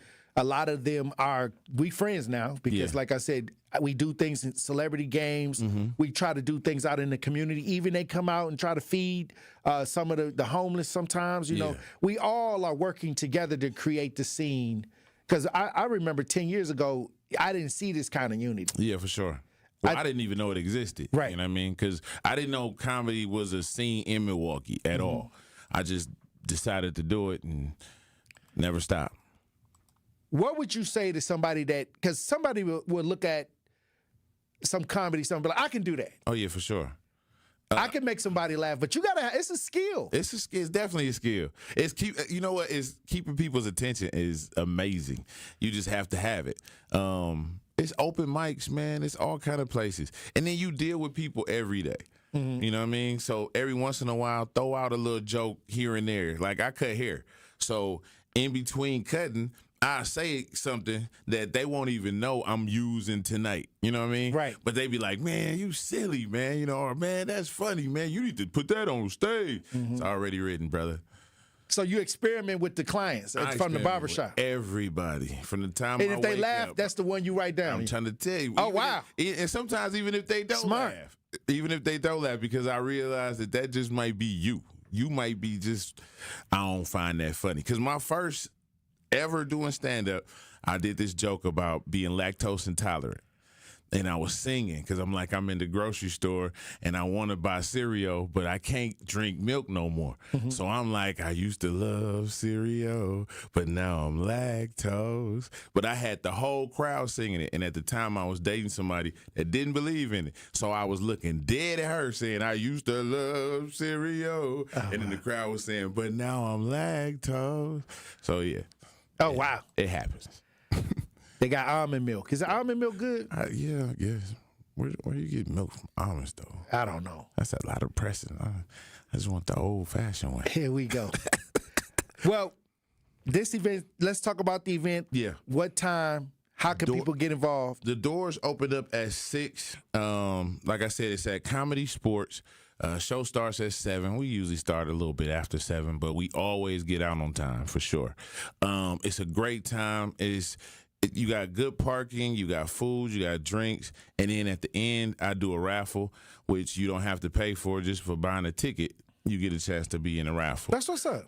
It's a great show, man. It's one of them, it's not a social event.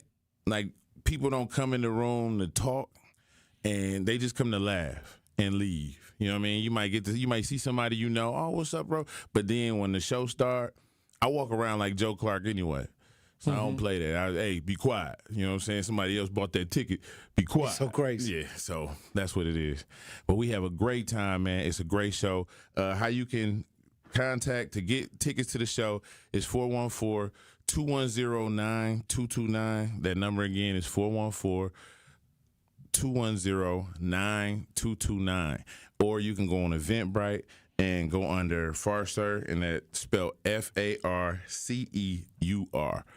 Now, I appreciate y'all. Hey, I appreciate you, brother. Thank you. Like I said, this is where I say when it comes to the talent in this city and what people are doing, that's just why I say, come over here, let's get this out here, because a lot of it went underground. Yeah, for sure. It was underground. Now it's time to bring it to the mainstream. Yeah, this show is oddly underground, but somehow, some way, the room fits 110 people. I usually end up selling it out, and it trips out the bar. It tripped out the barber. It trips out the other comedians because they be like, bro, how do you advertise a show with nobody on the front of the show? It just happens. They believe. Because people want to laugh. They want to laugh. And now you got to laugh to stop from crying. Because it's rough. It's rough outside. Man, it's rough outside. And laughter is medicine. Yeah. And I'm a doctor. Well, they trying to see the doctor. They coming to see the doctor November 15th. Yes, sir. Well, thank you, Bodini, for coming through. I appreciate you, bro. Hey, anytime. Yes, sir. Like I said, anytime they moving around in the community with the comedians and things like that, these are the things that we got to get out here so people know what's going on and keep people in tune with the movement. How can people keep up with you, Bodini? Oh, man, you can reach me on Facebook. I'm under my real name, Deon Dorsey. That's DeonDorsey. On Instagram is Bodini, Bodeany 414 on, yeah, that's it. And I'm really not. I'm horrible at social media. You gotta get the blend. You gotta blend it. You gotta get the balance. I'm working it. And I got a TikTok too. It's LJ Puddinghead. That's what my daddy used to call you me. Puddinghead. Little Puddinghead. Right, I never understood it. You know what I'm saying? But come to find out, I think it was like an old comedian. But my dad knew ahead of time, maybe. I don't know. Could have been that. Well, when you start doing skits, tag me in it, because I want to see, because I know it's gonna be fun. I'm doing one now. It's called Chronicles from the Toilet. Yeah. Here we go. I definitely need to be tagged in it. Yeah, I got you, brother. I got you. Well, I appreciate you. Well, I appreciate you for stopping through, Bodini, November 15th. Yes, sir. Truth Nation, when we come back, we'll have more conversations. Stay locked in right here on Tory Lowe. Yeah. You are listening to The Tory Lowe Show on 101.7 The Truth app, and 101.7thetruth.com.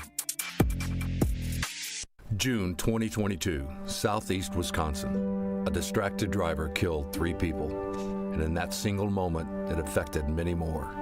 The grandmother. And my heart sank. Their lives are forever lost. Pastor. That was the most difficult day of my entire ministry. Sister. I lost my best friend. Distracted driving affects everyone. Buckle up, phone down. Brought to you by the Wisconsin Department of Transportation. Immerse yourself in a place where bold ideas are sought after, where all are encouraged to bring their personal flourish. Here, innovation is a way of life. In this city, the beat flows. Together, we're dancing to the rhythm. Forward. Now, it's your turn to grab hold of that energy, where you'll remember not just the meals, the celebrations, or the uncommon coast. What you'll remember is how we made you feel. Come experience Milwaukee, where fresh meets fearless every day. This is your Versity Blood Center of Wisconsin Community Impact Moment on 101.7 The Truth. And what are some of the ways that you're inspiring people? Because, you know, one of the biggest opportunities, in particular in the African-American community, is access, exposure, and awareness. For Versity Blood Center of Wisconsin, we've been here 76 years. Wow. And our mantra is saving the lives you love. So if someone you love needs a blood transfusion and they're in any hospital in Southeast Wisconsin here, that blood's coming from us. And so we're trying to make sure that we're communicating that, because I think folks maybe don't understand that blood can't be manufactured. And summers are always tough because schools are out and we collect about 20 to 25% of our blood from schools. Mm-hmm. So it's always a day-to-day struggle. We say that the blood that's on the shelves is the blood that saves lives. And a lot of times people are compelled to donate when something bad happens. And our mission and our job is to educate folks so that we can get ahead of the curve and keep 3 days of inventory on the shelves. Mm-hmm. So we're in a decent spot right now, but we're on the streets every day trying to inspire people to join our mission. One of our big projects that we're proud of is Versity on King, which is part of the Thrive on collaboration in the Gimbel Schuster building on Martin Luther King Drive. And next year, we're going to open a destination center there. It'll be a blood donation center, but it'll be more than that, because we've realized that we can't be transactional with our relationships in the Black community. We need to do things that are intentional and that show that we're there to stay. But the reason that we're there is because not enough people that look like us donate. And so for disorders like sickle cell disease that disproportionately affect us, the race can matter. But I like to say that, you know, Black folks have a superpower in their blood. 44% of Black blood donors will have this rare trait that makes their blood more likely to be able to be a match for a sickle cell patient. And that 44%, like that is way higher than what we would find in other races. To make an impact by donating blood in your community, visit versity.org today.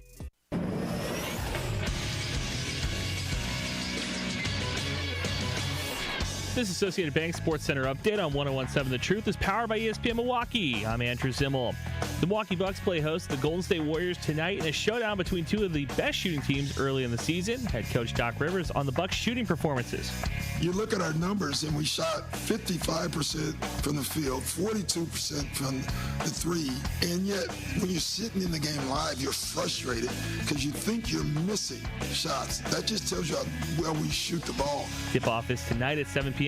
And the matchup tonight on Thursday Night Football is the 2-5 Baltimore Ravens facing off against the 2-6 Miami Dolphins. And the Green Bay Packers will wear their classic 1923 uniforms against the Carolina Panthers. It's the first time in NFL history the threads will include brown hand-painted helmets. This True Sports Update is brought to you by Associated Bank, proudly supporting your hometown teams, member FDIC.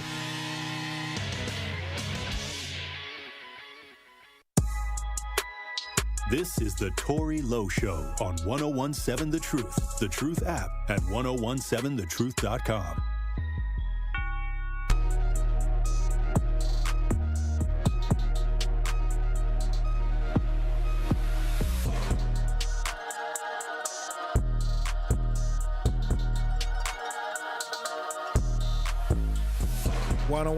.7 The Truth, Tory Lowe Show. I want to talk about this SNAP benefits because here we go. They always try to make it seem like it's one area that's being affected, but it's a lot of people across the United States that's going to be affected due to these SNAP benefits. And I'll tell you right now, there's a lot of people. I saw a video where a woman in Detroit, a farmer, was gathering her food. She's a farmer. She grows food. And she was out here trying to help people get through what they anticipate to happen, which is a lack of food. But I think this is out of Sheboygan? This is something that's going on in Sheboygan, Wisconsin, where people are concerned as well. We got video, if you're watching as we broadcast live, Let's listen. The front door is supposed to be locked at all times. The only way you're supposed to be able to get in is when it is with a gray key fob. Now, I don't have hardly anything in my refrigerator. Just a few items to keep Sarah Euler's stomach from growling. I reached out to you guys because the government shut down. Sarah has relied on the SNAP food assistance program for the last 2 years. The recent announcement that money wouldn't be coming in the next month sent her in a tailspin. During this time, deposits are temporary, unavailable. With only 71 cents left in her SNAP account, she's left wondering, how will I survive the month of November? Sarah is one of over 12,000 people in Sheboygan County who depend on SNAP benefits. Over half of those are children, according to data from the Wisconsin Department of Health Services. There's a lot of food pantries were running out of donations. Local nonprofits and food pantries in the area are preparing for the influx of people. But they need the community's help. Most run strictly on donations. The Sheboygan County Food Bank is asking for help with cereal, canned tuna, pasta, and pasta sauce. For now, people like Sarah can only hope for better news. I'm crossing my fingers that it will open in December, the government. All right. See, it's a lot of people that need these benefits. And when we talk about what to do, and salute to Feeding America for coming through to give us a little bit more information on things that we can do during this time, during this uncertainty. But I'll say this, as we move into November, we got, 2 days into November 1st? I think that we're going to have to keep an eye on what's going on with the federal government, because I think that they're trying to see if they can come together. I didn't see anything. I sent you a video, Andrew, about the Democrats' demands, and a lot of times when both sides are blaming each other for things, many times one of the Speaker of the House will say, okay, this is why this is not happening, and then the donkey gang will come out and say this is why this is not happening. But they got money, both sides. They got their money. They getting their checks. On Friday, they not going to miss their check. But when you talk about poor people or people that need assistance, this is why I say don't become a bot during this time. Don't become a bot. Understand that people's lives are being played with when it comes to politics. I think that we have to, as a whole, as a country, we got to get back to electing people that understands the plight of the people that they're trying to serve. I think we got into the celebrity version of politics. I think that we want our politician to be a celebrity and not a servant. So I think this is just an overall overhaul that we got to do. And I'm talking about everybody, black, white, Hispanic. I think we got to start electing people that's boots on the ground. I think that now it's like we almost want our political ideas to be celebrities. Walk around, look nice, got a suit on with a big smile. We can't tell what they did for us. But at this point, I think we got to hit the reset button. I think we got to hit a reset button all across the board. I'm talking about from the federal down to the local. We got to start getting in people that's willing to roll up their sleeves and fight for their constituents no matter what position they have. I think the people got to take some responsibility on this, because they keep voting for the same people over and over again, and then when something go left, they get delusional and try to talk about the other side. They get delusional. They want to say, "Oh, it ain't my side that's causing a problem." But when you take the magnifying glass and really start doing your research, you'll see that political has become a huge problem in America. And it's power to the people. And when the people start taking the power back, that's when things gonna change. I think we gave a lot of these political figures the power. I think we wanted them to have the leadership. We kind of romanticized about them getting in the office and making great change. But that's over with. We are hitting a harsh reality now with housing, with the SNAP benefits, with the taxing, We're hitting a harsh reality now that we may have did the wrong thing in the last 2 decades. We may have made choices that didn't benefit us in the long run. We have to look in the mirror and be like, we may have caused a lot of this. We may have given these people a pass because we like the way that they came to us during the election. We like that powerful speech. Everybody want their leader to have this big Martin Luther King speech. But it don't come with a broom. Servants come with brooms. They got to sweep. Sometimes you got to sweep up the trash. I was finna say something. Say it. Well, I'll say it. The servants come with a broomstick to sweep up the trash, but now some of these politicians just trash. Hey, it's sad. It's sad. But I also want to talk about tenants in Bronzeville apartment fear for safety amid ongoing security issues. Now, Bronzeville is where I was born and raised. I was born and raised in Bronzeville. Grandma's house on 5th and North Avenue was where I was raised. So when I saw this story, I may have to go over there and see what's happening. Tenants in Bronzeville, right here around the Bronzeville area where they just have the Bronzeville Festival, they saying that they fear safety, for the safety. We got some video on this if you're watching as we broadcast live. Let's listen. Front door is supposed to be locked at all times. The only way you're supposed to be able to get in is with a gray key fob. This is one of the reasons that I've contacted you guys for help, and this is one of the reasons I'm scared. Isis Cheney has lived at Griot Apartments in the Bronzeville neighborhood for 2 years. Once again, just wide open. She says that lack of security has resulted in non-residents sleeping in the hallways, camping out during the day, and smoking in the stairwell. I moved here 2 years ago with my 4 children because I'm running from a domestic situation. So that's why I moved here with my kids. It was safe, it was secure. Now it's not. Other residents who didn't want to show their faces on camera for fear of retaliation say they too are fed up.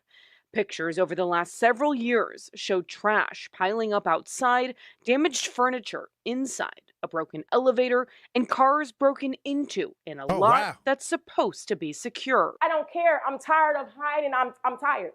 We shouldn't live like this. Isis showed me her emails to team management, which manages Griot Apartments. I went to talk with the property manager Wednesday to get some answers. We were contacted by Griot tenants saying that there are massive security issues. Someone else in management called me and said they'd answer my questions. However, my email, full of questions, went unanswered. Instead, I was sent this statement that says, in part, we are currently working to address building and parking lot security concerns. We just need some type of help. Oh, wow. Salute to Generate TMJ for that report. And this is why I say, like, this is where if they got to go to the news, it's bad. All right. I've seen in 2025, when housing issues come up, instead of calling a local alderman, who's that, Cogs over there? That's Cogs. Different districts, when they got to reach out to the news, that means that everything else has failed. They have reached out to everybody. Trust me, these residents, they trying to get help however they can get it. So when they go to, if Generate got to show up, to try to resolve this issue.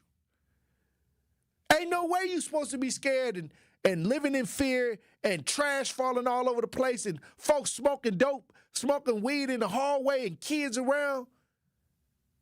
They got the video. They got the video. And homeless people laying around the apartment building and you got kids, that could end up in a crazy situation. So salute to the residents that's been speaking out. Because the elders been speaking out this year. I'm telling y'all, if y'all go in the voting booth and vote the same way, don't call me in 2026. If y'all not finna change nothing with some of this leadership that's going on, if y'all content with the way it is, continue to keep putting the same people in play because they shouldn't have never had to go to the news It seemed like you got to go to the news now to get some help. Trash. Hey, look, when we come back, Truth Nation, we'll have more conversation. Stay locked in right here on Tory Lowe. Don't touch that dial. The Tory Lowe Show will be right back on 1017 The Truth app, and 1017thetruth.com. Tune in to The Truth this Saturday at 11:30 a.m. for another episode of Forward Together for Kids, presented by City Forward Collective and hosted by myself, Kyle Wallace, and Colestin Morgan Jr., Executive Director at City Forward Collective. We'll be joined by Jody Weber, CEO of Seeds of Health, a public charter school system which operates 5 schools inside the city of Milwaukee. We will discuss how every high school senior enrolls in a pathway program at MATC to prepare for their journey after high school. Again, that's Forward Together for Kids this Saturday at 11:30 a.m. and Sunday at 2:30 p.m. on the award-winning 1017 The Truth. Truth Nation, you have to be there on Saturday, November 1st at Destiny Youth Plaza near North 76 and West Good Hope Road. Join Mayor Cavalier Johnson for the Milwaukee Fatherhood Summit happening from 9 a.m. to 2 p.m. It's the one-stop shop resource fair connecting families with job opportunities, child support assistance, health education, vaccination, and screenings, financial empowerment and credit repair support, legal assistance, all in one place. You can't beat that. Bring your teams to explore internships, job readiness, and mentoring opportunities that build their future. Register early. Don't wait. Everyone is welcome. Visit milwaukee.gov/fatherhood to sign up as a participant, a vendor, or volunteer. That is milwaukee.gov/fatherhood. For more information, call 414-286-0222. That is the Milwaukee Fatherhood Summit on Saturday, November 1st from 9 a.m. to 1 p.m. at Destiny Youth Plaza near North 76 and West Good Hope Road. Ready to buy your first house, move into your forever home, or simply refinance? At Associated Bank, they've got you. With the right lending plan and guidance, you can achieve your dreams. Your financial goals are much closer than you think, and Associated Bank is excited to help you reach them. Learn more at associatedbank.com/lending or ask a banker for details. Subject to credit approval. Member FDIC, Equal Housing Lender.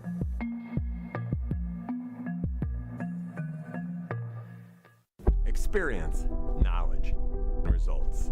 That's what really matters when you need help after a serious truck accident. You'll need a lawyer experienced in fighting and winning for people just like you. Gruber Law Offices has the resources, strong track record of success, and a team of experienced lawyers to take care of your needs. We've successfully helped people injured in big truck accidents for more than 35 years. Gruber Law Offices. One call, that's all. At Milwaukee College Prep, we believe brilliance lives in every child. Here, students are challenged, supported, and celebrated every single day. With small class sizes, dedicated teachers, and a proven track record of academic excellence, MCP is helping Milwaukee kids reach their fullest potential.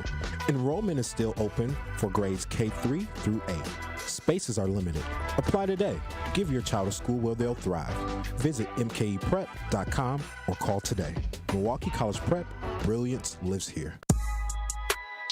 This is the Tory Lowe Show on 1017 The Truth app, and 1017thetruth.com.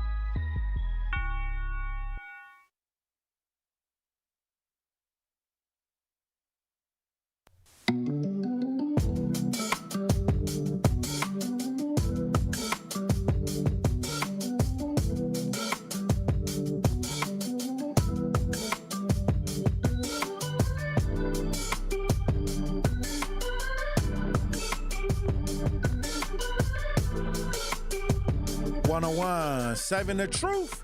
Tory Lowe Show. I got to get to this story before we get out of the week. I got to put this one up front. This story came out yesterday. Milwaukee new towing rule cracking down on unpaid parking tickets starts November 1st. So not only do they got the fear of SNAP benefits not coming through, your car might not be outside. When you get up in the morning, if you got unpaid parking tickets,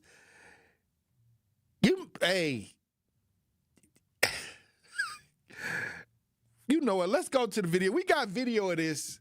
The new rule, they saying they about to crack down on unpaid parking tickets right here in the city of Milwaukee. Let's listen. This is for people who have more than 5 unpaid parking tickets that are more than 2 months past due. City leaders say they're giving people a chance to pay those off. If drivers ignore that, they could get their cars hauled off.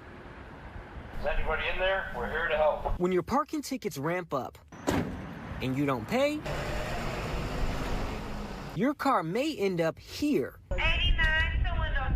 at the City of Milwaukee toll lot. City leaders say that's what's on the line for thousands of people. They are habitual parking violators.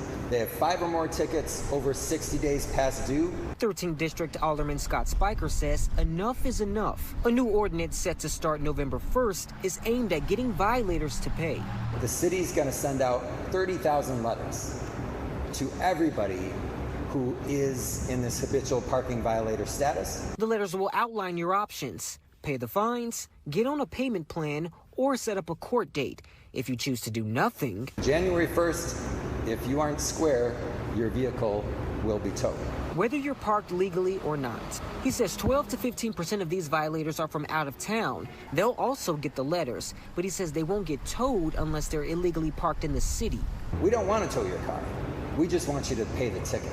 It's a great option. Get on a payment plan and work it out. Cynthia Curry says people should take advantage of payment plans. She says that option helped her out 20 years ago. The same kind of situations come up where my car was towed, money was short.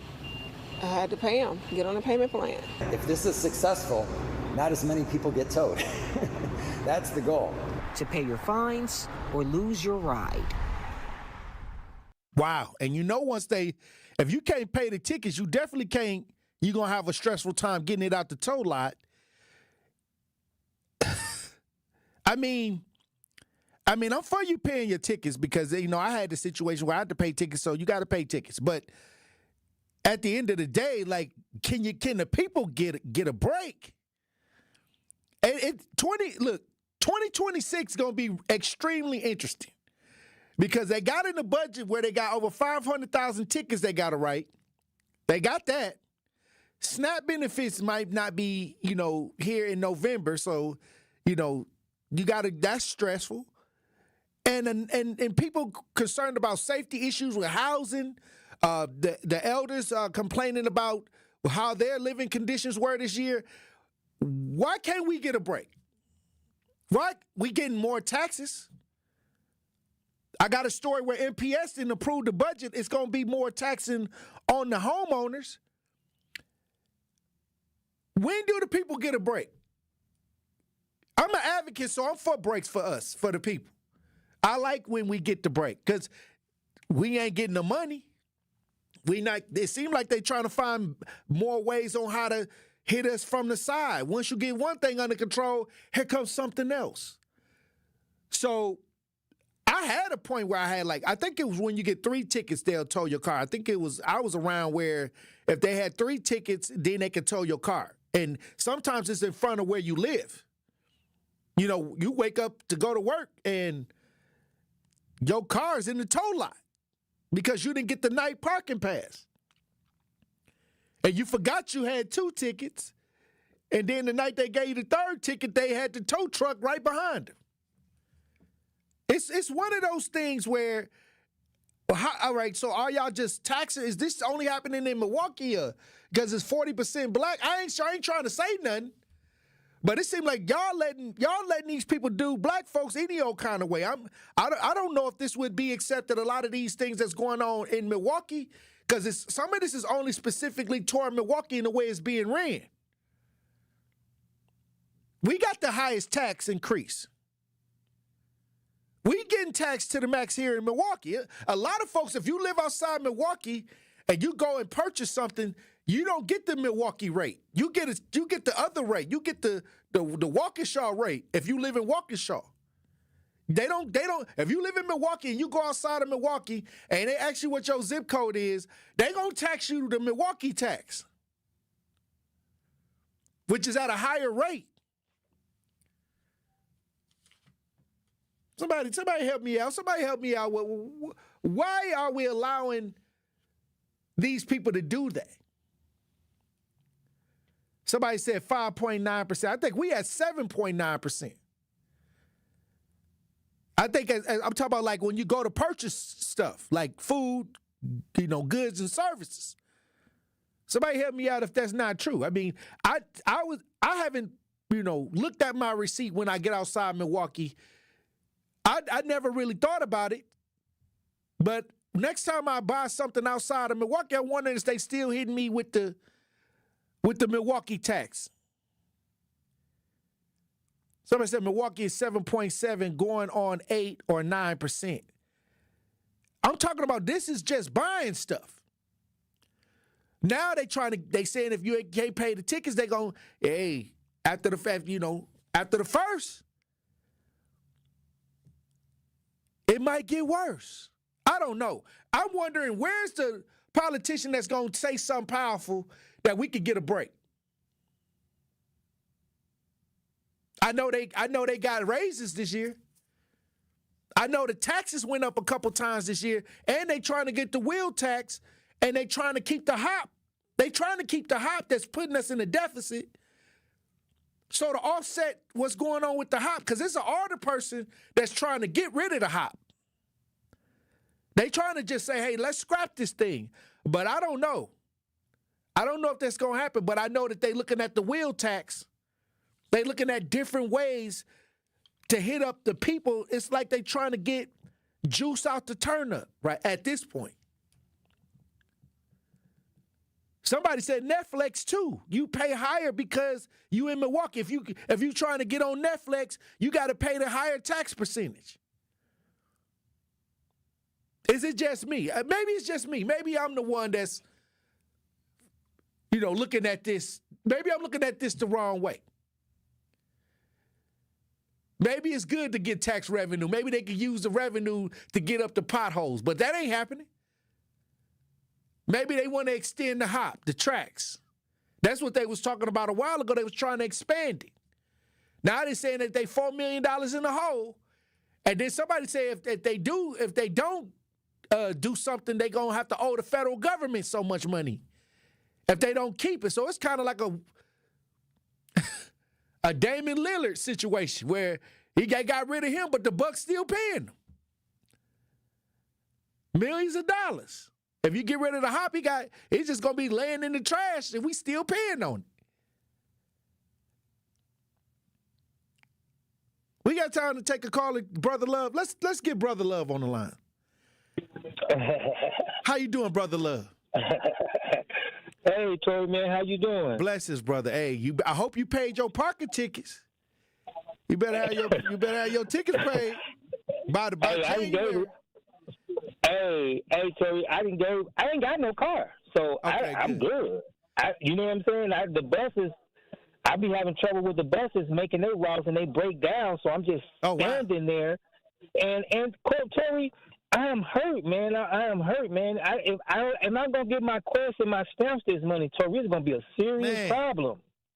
And you know what I'm telling you right now, a lot of people are bracing for if they don't get them stamps.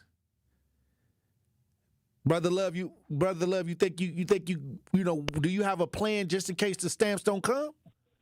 If the stamps don't come, I'm gonna be resurrected as a beggar. I'm gonna be out here at Pick and Save or somewhere, man, asking for change or help or something. I ain't too proud to beg. Yeah, holding that sign. Yes, man. So keep me in prayer, brother. God bless. All right, Brother Love. Hey, it's real. We got 2 days. Hey, look, when we come back, we'll have more conversations. Truth Nation, stay locked in. Come in with straight truth. If you acted up, if you were out here doing any kind of foolishness or just something that people know would make your family's name look bad, your neighbor from down the street, if they see the son or daughter, be like, what are you doing? They gonna call you out. They gonna let you know that they saw you, and then they gonna tell you, come here. Mm-hmm. Now you know I'm gonna tell your daddy. That part. There are a lot of times when people are new to an area, they don't know where to plug in. And anybody who plugs in the 101.7 The Truth and listen to you and Dame and Truth Nation would know that there is a significant public outcry when violence happens in our community. Don't worry about the outcry if you're not listening to the right people. So I would encourage her to tune in to 101.7 The Truth and listen to you guys, Denise Thomas, Dr. Ken Harris, Tory Lowe, and definitely Sherwin Hughes every day. Watch all your favorite 1017 The Truth shows by subscribing to 1017 The Truth on YouTube. How is it possible for somebody to be found guilty of something and serve no jail time? How is it possible that someone can get a first offense misdemeanor when it comes to marijuana here in the state of Wisconsin and can face up to 6 months in jail, but 2 men who are convicted of murder get probation? This is not what justice is about. Why does this keep happening, Truth Nation? And why does it always seem like black people die and we don't get the justice that we deserve? How should we react to this? If you commit a crime, you must do the time. If you take somebody's life, you have to pay the cost. I don't care that it was an accident, because it does not make sense to me how someone can be murdered and somehow they get no time. Even if you accidentally kill somebody, you are still a murderer, especially when you plead guilty to felony murder.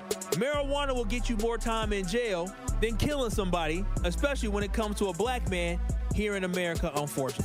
Catch Truth to Power with Kyle Wallace every weekday from noon to 1 p.m. on 1017 The Truth and The Truth app. Day 1, diagnosis day. The hardest day. The day you hear, I'm sorry, this is a type of blood cancer. But day 1 is just one day. At the Leukemia and Lymphoma Society, we are here to help you move past day 1. On day 45, I discovered an online community who shared great tips for in-treatment care. I missed a lot of school during treatment, and LLS helped me keep up. We are here for you. We exist for everyone fighting leukemia, lymphoma, myeloma, and other types of blood cancer. On day 185, LLS helped me file my insurance claims properly. Day 5,840 and counting, and I'm still in remission. To learn more and get help on day 1, day 2, day 983, or any day, please visit LLS.org or call 1-800-955-4572. That's LLS.org, 1-800-955-4572. Truth Nation, stand up and tap in. This is 1017 FM, 1510 AM WGKB Waukesha and W269DL Milwaukee, a locally owned Good Karma brand station. Justice Wisconsin, the truth, the most requested advocate in the state. 101.7 FM, the movement continues. Yeah. Milwaukee, stand up. It's Tory, Lowe, the truth. From 1 to 4, we about that action, so tap in and let's go. We want that justice, we want all the smoke. From Monday through Friday, trying to bring the city hope. Yeah. Tory Lowe from 1 to 4, Monday through Friday, let's go. We bout that action from the block, and we ready, let's go. Tap in, and it ain't no holding back. We ready. 1017 The Truth. Tory Lowe. Tory Lowe Show live from American Family Insurance Studio at the Avenue. The movement continues. The marathon continues right here on 1017 The Truth. Thank you for joining me for the third hour of the Tory Lowe Show. And we got 2 weeks left. Wisconsin flood victims have 2 weeks left to apply for FEMA assistance. Now, if you haven't applied for a FEMA assistance at this point, hey, I don't know what to say, because we've been talking about it since the very beginning, before FEMA even came, or when they was questioning if FEMA was even going to happen. So now that it's here, we got 2 weeks for those that have experienced flood damage. We got some video on this. 2 weeks left. Let's listen. Grateful for what my experience was. Rodney Evans is thankful that his online application for FEMA assistance was approved. Back in August, his Milwaukee home got several feet of flooding. It destroyed many of his belongings, including his washer and dryer. I literally was standing in my living room, and it was like being on a cruise ship. Like I could hear the water sloshing in the basement. Rodney was happy to see money hit his bank account last weekend. But for the most part, yeah, that's going to take care of the stuff that we lost in the basement. Communities are reminding residents that the deadline to apply for FEMA individual assistance is November 12th. This relief could help with a number of areas, including home repairs or other uninsured expenses like childcare or transportation. With 2 weeks away, I don't know why a person would not have already tried to get assistance. You need to complete an application either online or over the phone. In-person help is available at multiple disaster recovery centers like this one at McNair Academy Elementary in Milwaukee, or a location hosting a survivor assistance team.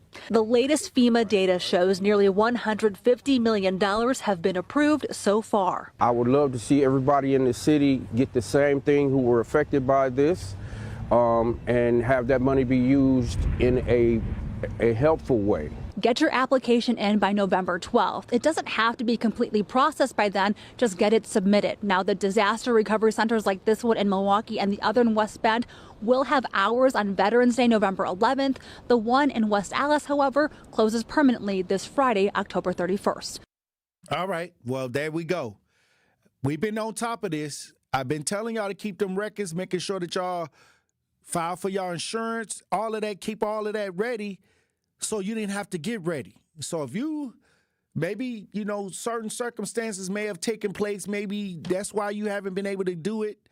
Maybe, I don't know what could have happened, but at the end of the day, you got 2 weeks left. If there's anybody out there, make sure y'all let everybody know they got 2 weeks left to file for FEMA. Also, I wanted to get into this story about an ex-MPS principal.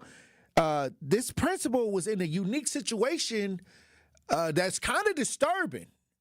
And somebody brought this to my attention, ex-MPS principal in a gun cover-up. Some student pulled a gun on another student, to put it to his head. And the principal tried to cover it up. And now it's safe to say this Dennis Daniels is no longer the principal. But this is a crazy story, Truth Nation. I'm going to need y'all to open up your ears for this one. If you're listening as we broadcast live, we got video. Let's listen. In February 2024, a student brought a gun to Thurston Woods Elementary School, pointed it at another child's head, and pulled the trigger. The gun didn't go off, but this would set off a criminal investigation, leading to the school principal's arrest, conviction, and loss of his teaching license. Court documents and new public disciplinary records say that same day, a student spoke up. A teacher found the gun in a backpack hidden in a stairwell. The teacher brought it to Daniels' office. He took the weapon. The next day, records show Daniels walked into Milwaukee Police District 4, telling officers he found the gun behind some bushes. Oh, wow. It wasn't until more than a week later that police learned from other school administrators that the gun was pointed at another student and not found where Daniels said it was. Daniels was charged with felony misconduct in public office. In January, he pleaded guilty to a lesser misdemeanor charge. Fox 6 called Daniels. Please leave your message. We haven't heard back. But we did find this in newly released public records. It's not the first time Daniels got in trouble at Milwaukee Public Schools. Here we go. In 2009, Daniels was a music teacher at Story Elementary. The records say he insulted and threatened a student and was warned that if he had any inappropriate conduct in the future, he could be fired. And he was. Less than 10 years later. By then, he'd been promoted to assistant principal. Promoted? Daniels filed a grievance and was eventually reinstated. He signed a last chance agreement in 2018. Nothing else on his record. Until that 2024 gun incident when he was principal. Fox 6 asked MPS how Daniels got his job back after he was initially fired, and whether it's taking another look at its promotions and disciplinary processes. The district sent an email saying the current administration would not be able to speak about how a case was addressed in 2010, 2017, or 2018.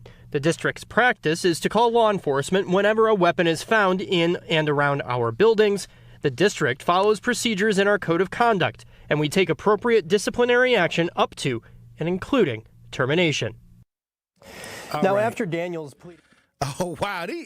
All right, so he had disciplinary issues in the past. Let me get this straight, because I need to get these jobs. I need to figure out how to get me a job like this. I need one of these jobs where you can mess up and still get promoted all the way up to the principal with a disciplinary record. They said that Daniels was disciplined in 2009 and fired in 2017 before he was reinstated under the last chance agreement. They gave him all these chances and he still didn't. It was no rehabilitation. I didn't know why he lied about where he found the gun. Well, I don't know if he's trying to protect the student or was his mama thick? I don't know. Maybe I don't know. Why would you put your you know what I'm saying? Put your career. Yeah, well, maybe the mama was thick. I don't know. Maybe he was like, Mama called him, said, okay, if you take care of this, you know, you can come over after 8 p.m. I don't know. I'm just saying. I'm just saying. I mean, why would you try to hide that? It's clear cut. People saw it. People saw it. I mean, hey, this gun, the student pointed the gun at the other student. I'm handing the gun in. No, he covered it up. It wasn't like he was going to get in trouble. The cover-up's always worse than the crime. That's all I'm saying. But once again, it's every time it was a paralegal, a paraprofessional that, you know, was harassing kids. A couple stories back, we was talking about MPS, and he kept going. They kept giving him chances till they couldn't, till somebody almost got severely injured. Yeah, beating the kids up, doing the rock elbow on the babies and stuff like that, just, you know, roughhousing the kids. You know, the kid, when he came to the school, you know how, you know, if you in the house and the dad around and you ain't acting right and the mom be like, okay, I'm going to tell dad on you. Well, in NPS, I'm going to tell the paraprofessional on you. You know how he get down. Y'all don't want Mr. Williams to go. Y'all acting bad today. I'm going to get Mr. Williams. Mr. Williams going to come in. Hey, beating up the kids. I don't know. Every time I see these stories, I don't know. I raise an eyebrow. But also, as we move forward, I want to move forward with the conversation. NPS School Board approves the final budget so they can keep paying these people. So they check and hit the bank account on Friday. Just, wow. I don't know. Hey, I don't know. Hey, look, we got some video on the budget. They just approved the new budget, finalized it. Let's listen. Mr. Jackson. Aye. Director O'Halloran. Aye. Milwaukee Public Schools Board of Directors voting unanimously to approve a $1.6 billion budget for the 2025-2026 school year. That's a 2.95% increase in the district's tax levy, meaning the owner of a $200,000 home will have to pay $16 more next year. Bill several parents outside fraternity schools say they don't mind adding to their tab. I am in support of that. So I own my own home in Milwaukee, and I know that our public schools have been chronically underfunded. This is our community. These are our schools. I think if we need to support this community. NPS saw about a $20 million increase in special education funds and a $32 million increase in state aid. Thanks in part to our voters who passed the referendum. Superintendent Dr. Brenda Casellia is sharing other key numbers Tuesday night. On the expenditure side, we are reducing our vacancy adjustment by about $22 million so that we do not count on vacancy positions to balance our budget. Finally, we are reducing expenses by about $11 million to align to lower enrollment. Despite the dip in enrollment, the district says it's investing more in extracurricular activities. My co-parent is in there coaching 1st through 3rd grade basketball right now, so we need these activities. These parents say they're hopeful for the future. I know there's challenges at MPS. I'm not, blind to that, but I'm really optimistic that we can address those. Extracurricular activity. Are they paying the coaches? Did they start paying the coaches? Because last time I checked, the coaches was on the news with the voice, with the dark voice, with the hoodie on, talking about they ain't getting a check. I'm trying to figure this out. Hold up. Where? All right. And then the last time I checked, did they clear the state? Did they clear the paperwork for the state? That they said that they messed up the paperwork and couldn't get the state money, or what? Well, the playoffs came and the kids was able to play football because last year they messed up the paperwork for Pulaski. I think they fired her. I think she ain't even working there no more. The lady that was over that couldn't get the paperwork right for the kids to go play football in the playoffs. So we gonna figure this out. I gotta run the break. It's so many things running through my brain right now when I heard this conversation. It just seems like we getting taxed to the max, you know. Hey, look, Truth Nation, when we come back, we'll have more conversations. Stay locked in right here on Tory Lowe. More of the Tory Lowe Show is next on 1017 The Truth app, and 1017thetruth.com. Need a way to hype up your day? Hey, is this Carolyn? It is. Congratulations, Carolyn. You just won this Congratulations. Shmoney. Woo!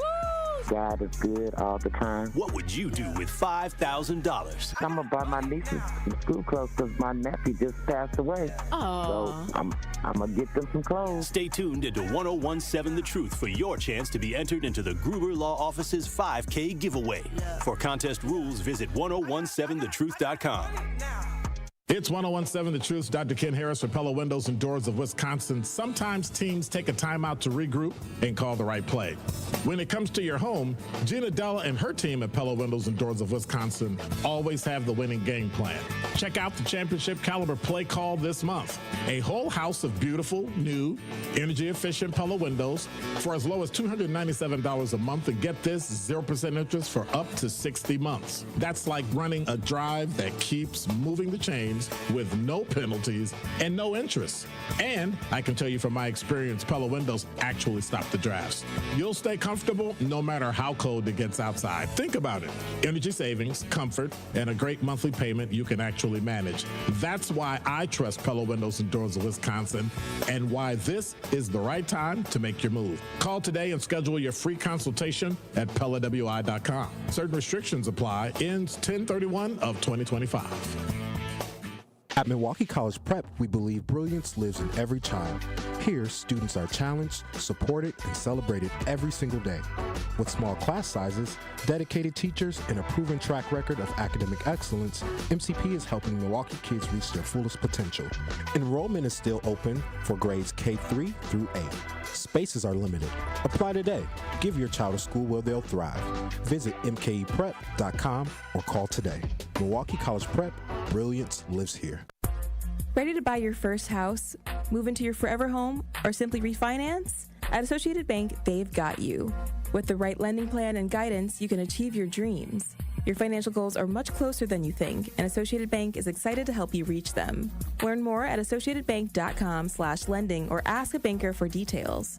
Subject to credit approval. Member FDIC, Equal Housing Lender.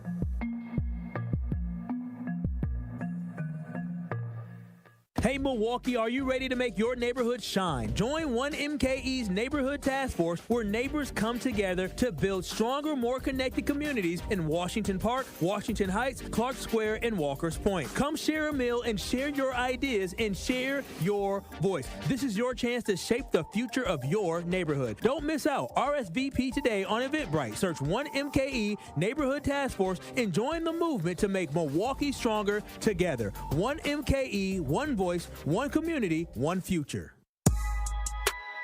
This is the Tory Lowe Show on 1017 The Truth app, and 1017thetruth.com.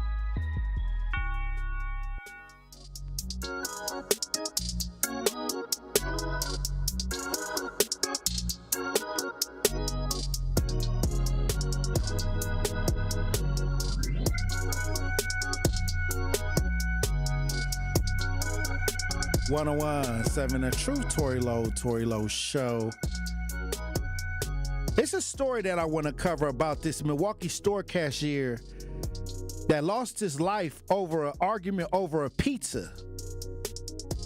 The man was recently in trial and found guilty. I want to talk about that, but before we get to that story, we got Al on the lines to talk about the tax increase. How you doing, Al? Hey, you know the problem with the tax increase, you got too many people effing up the money, and they starting to act like a stable junkie. Get paid on Friday, spend all day Friday night and Saturday getting high while they dope dating at the master sets. Ain't no bills getting paid and the money getting all effed up. That's why everything going up, because everybody got their hands in the pot, and then when the bills get paid, everybody look like somebody farted, but then nobody say, excuse me. Oh, really? These people that's overseeing the money, they acting like a junkie, a stable junkie. They get paid on Friday, spend Friday night and Saturday in the basements at the after set, getting high, spending all that check on coke and dope, and now they got to borrow the money to get to the next check. They effing up the money like a crackhead, like they got a drug problem, a crackhead, a cokehead. You know how they do. Get paid on Friday, broke, and then they calling you Sunday, need some more money. So the taxpayers got to spend some money because they didn't put that steel pipe up to their nose and they sprayed that lactose on their hair run before they got high, and now all the SOS pads is missing in the kitchen. And now they sitting here walking the streets all hour of the night because they got lost. Now they need their way back. They effing up the money. Have a good day. Okay. Well, sound like something that they sound like them folks was living in a trap house. Here we go. But I want to get to this story. I want to get to this story of the Milwaukee store cashier that was killed over a pizza. Argument over pizza. A Milwaukee man was found guilty at trial for killing a convenience store cashier. Prosecutors said it happened during an argument over pizza last year. 39-year-old man is scheduled for sentencing December 17th. They said he was found guilty of killing the convenience store owner during an argument over pizza last October. Prosecutors charged 39-year-old Charles Leggett with first-degree reckless homicide and possession of a firearm by a felon. Court records show that the jury convicted him on both felonies Wednesday after a 3-day trial. Over an argument over pizza. Now, this is what they're saying in the complaint. This is what they said in the complaint. The victim was identified as a 26-year-old Jamal Owis. He died at the scene. They said that the man came in, made an order. After he made his order, he walked away. Then when he came back, a witness said that he came back and started arguing. They got this on video. They don't have any audio on the video. But they're saying that he was arguing over something with the order, and then I guess the cashier responded back with whatever he said, and then he shot him in the chest. And he eventually lost his life. What is going on? What is going on over an argument over somebody making pizza? See, this is where I say, and he's a felon, and he ain't even supposed to have a gun. I don't know. This is a tough one because you would think that, okay, I'm finna go order some pizza. Then he get in the car, drive. What'd he do? Get back to the house, was like, hey, sat back down and just. How do you react after you do something that drastic? He drove off. Did he go back home and sit down and like, hey, like nothing happened? That's crazy. We just had a story about somebody freaking out over a 10-piece wing from Friars with the DoorDash lady. What's going on with the food? They say there's chemicals in the food. They're saying that people, they chewing on the food and they got all these different chemicals in the food. Is the food really that good, or is it chemicals in the food that's making people act crazy, or people just, their cognitive thinking skills is down in the trash? It's never that serious. I can kill somebody over a pizza, Tory. I mean, can you imagine arguing with somebody and letting emotions run to the point where you go to the store to get a pizza, end up with a homicide? Like, that to me is just, it's diabolical. That's diabolical. You go to the store, and now you got life in prison. Like, that's not even a fair, that's not even equal value. Like, your life is so important over a pepperoni pizza. All right. You know what? What else we got? This story just making, man. Y'all got to be careful. I'm telling you, people flying off the handle now over anything. Josh says it's a mix of both mental health and food. Shaking my head. Now, I guess if they hungry and they got mental health, then you gotta, and then they saying the SNAP benefits ain't gonna hit, so it's gonna be a lot of people that's gonna, be hungry and maybe have some deeper issues. I don't know. Eddie on the lines. How you doing, Eddie? Good, Tory. Where is my intro? You know what? I don't think Andrew got it down pat yet. He working on it.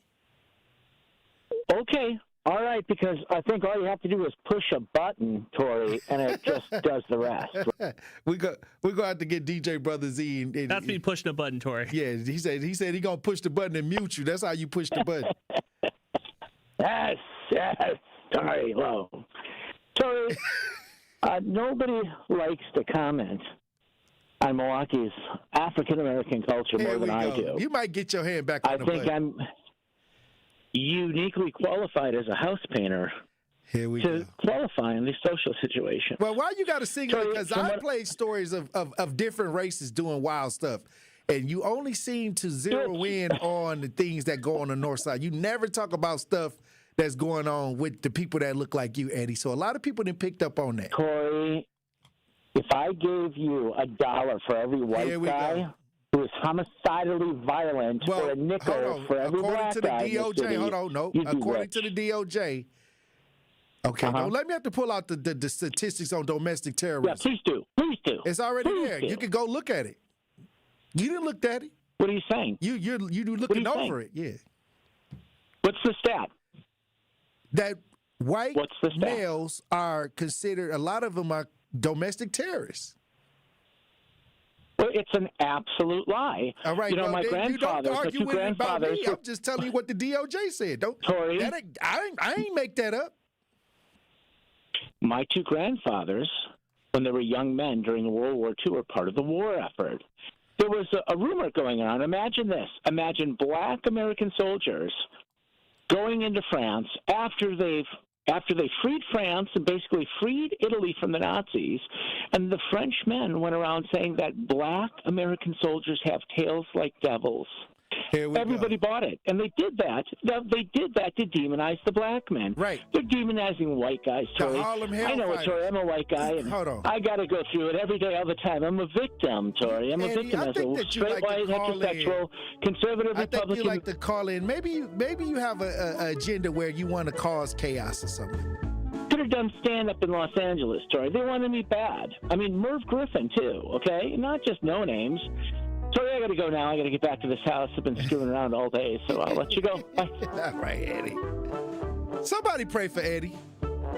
Somebody send some prayers up for Eddie. Hey, look, when we come back, we'll have more conversation, Truth Nation. Stay locked in right here on Tory Lowe. More of the Tory Lowe Show is next on 1017 The Truth app, and 1017thetruth.com. Are you ready to do some baking? Because it's We Energy's cookie book time. This year's book is packed with dozens of cookie recipes to bake and share. We're sure you'll find a few new favorites.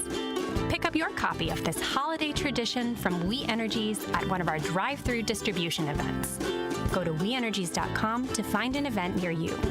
From all of us at We Energies, we offer you warm wishes for a bright holiday season.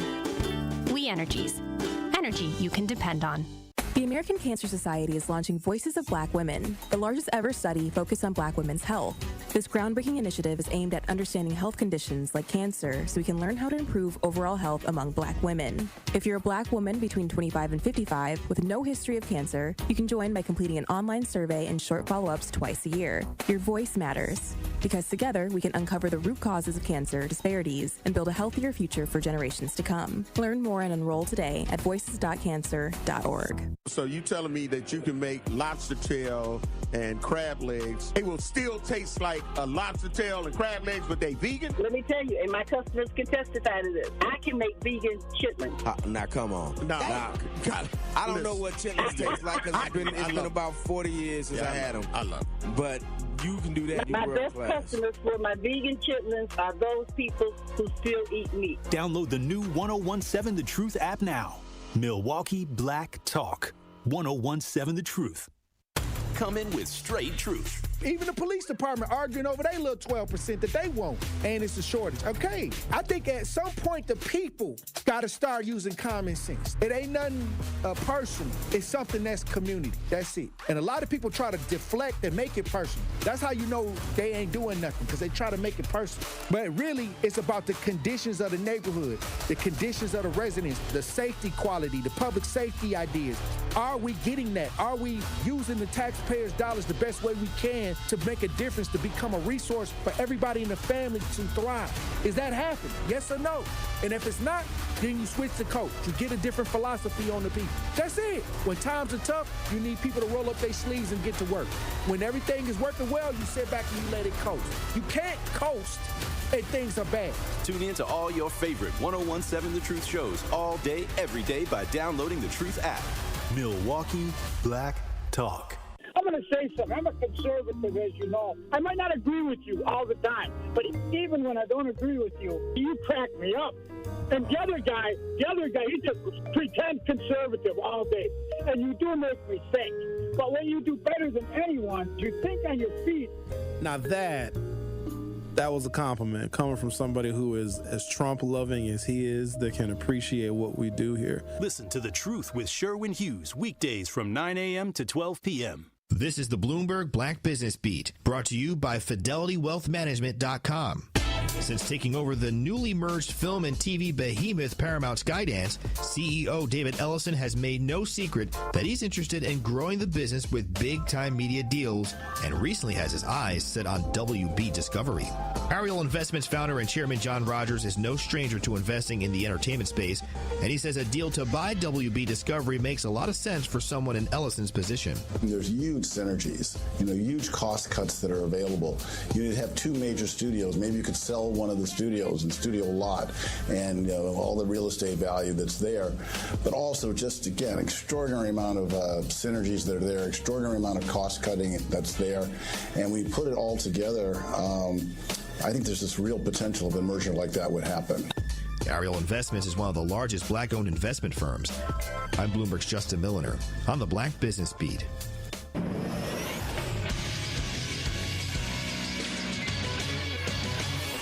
This Associated Bank Sports Center update on 1017 The Truth is powered by ESPN Milwaukee. I'm Andrew Zimmel. The Milwaukee Bucks play host to the Golden State Warriors tonight in a showdown between two of the best shooting teams early in the season. Head coach Doc Rivers on the Bucks' shooting performances. You look at our numbers, and we shot 55% from the field, 42% from the three, and yet when you're sitting in the game live, you're frustrated because you think you're missing shots. That just tells you how well we shoot the ball. Tip-off is tonight at 7 p.m. And the matchup tonight on Thursday Night Football is the 2-5 Baltimore Ravens facing off against the 2-6 Miami Dolphins. And the Green Bay Packers will wear their classic 1923 uniforms against the Carolina Panthers. It's the first time in NFL history the threads will include brown hand-painted helmets. This True Sports Update is brought to you by Associated Bank, proudly supporting your hometown teams, member FDIC.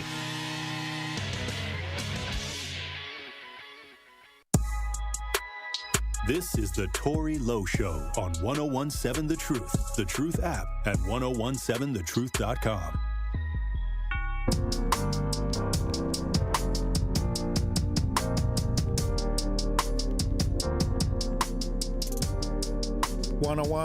Seven The Truth. Tory Lowe Show. But before we get into the segment, now it's your chance to be one call. That's all 5K Gruber giveaway entry winner for today. Yes, this is your chance to be entered in to win $5,000 courtesy of Gruber Law Office. Be caller number 10 right now at 833-212-1017, and you will be entered in to win our $5,000 giveaway right here on the award-winning 1017 The Truth, courtesy of Gruber Law Office. Once again, caller number 10 at 833-212-1017 will be entered in to win our 5K giveaway. And remember, if you or a loved one have been injured in an accident, contact Gruber Law Office today. Visit them at gruber-law.com for official contest rules. Visit 1017thetruth.com. Joining me on the lines is advocate, author Elizabeth Brown. How you doing, Queen? Salute, King. All is well. Happy Thursday. Do we have Elizabeth Brown? Do we have Elizabeth Brown? You can. How you doing, Liz? King, how are you? Okay, well, we got to work out something to get Liz on the lines. Somebody says Liz is so fine. If you watch this, we broadcast live. We got Liz on the V Mix. Can you hear me, Elizabeth? I can. Yeah, I can hear you. Okay, you can't hear me? We can't hear Liz. Andrew working on it. Let's get Andrew working on this. Andrew is trying to do a lot of y'all done swarmed the lines to try to get to 5K, and I don't blame you. Is she on? You got her up? How you doing, Liz? Hey, how are you? Yeah, we can hear you now. Hey, Elizabeth Brown, they said they got the online gambling for Wisconsin. They didn't improve. They got the bill up to get the online gambling started with the Native Americans, and I was kind of comparing that to how come we ain't got all the cannabis ideas figured out yet? Why they ain't got that figured out? Why we ain't got... You already know. Because they said that it's because it got to do with the brothers. And absolutely correct. And what I'm learning, in my genealogy is that we got a lot of work to do because we got to get right on the doll scrolls and everything else like that, because I'm tracking my family back to this land of the Americas, at least 4 grandmothers back. Okay. Mm-hmm. So with that being said, it always works out for everybody else and it never works out for us. And that's a reality check about, again, the politicians and the individuals that's supposed to be rallying for us, who seem to be serving us up at the table instead of standing and representing us properly. So am I surprised? No. However, again, King, we got a lot of work to do because they literally playing in our face at this point. Well, I'll say this. We had the Assembly Mason from the 10th Assembly in Madison, and he was talking about the legalization of cannabis in the state of Wisconsin and the fight that he has to make sure that the brothers that had nonviolent offenses selling marijuana can get in on if they do legalize marijuana, because that's only right to do. It's only right to do in a world that is set up correctly. Okay.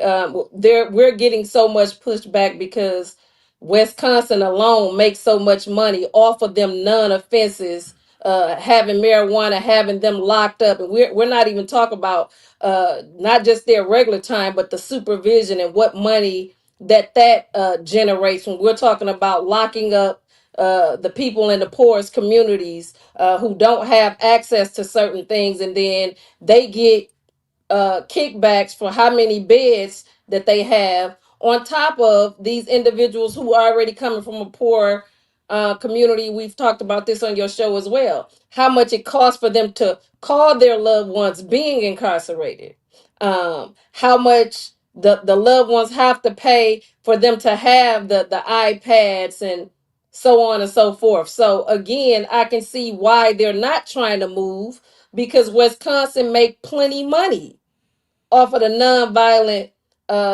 drug charges that are being charged and have processed so many bodies. So that's why it hasn't happened thus far. Hey, like I said, I mean, it's enough to make you think. Like, they do what they want to put through. They'll put through what they want to put through. Absolutely. But it seems like when it comes to something that's affecting the black community, like mass incarceration, like, you know, we got a huge issue with that.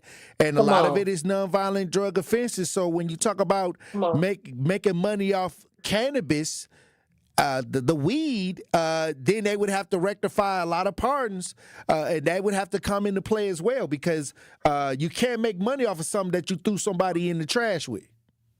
I'm telling you. I mean, it's just like when Ronald Reagan flooded the hood with all the drugs, you know? Right. And again, the majority of our people are, when you have, you know, fathers, sons, and grandfathers being locked up due to what it was, again, that was out of their control, because none of them shipped it in. The reality of it is the game, again, is being played on our backs. They put the black tag on it. They process the bodies, and these rural counties that these private prisons and prisons are set in, due to our incarceration, that's what keep them having jobs and so on and so forth. So again, we seeing the game, we seeing the play. Ain't there's nothing new.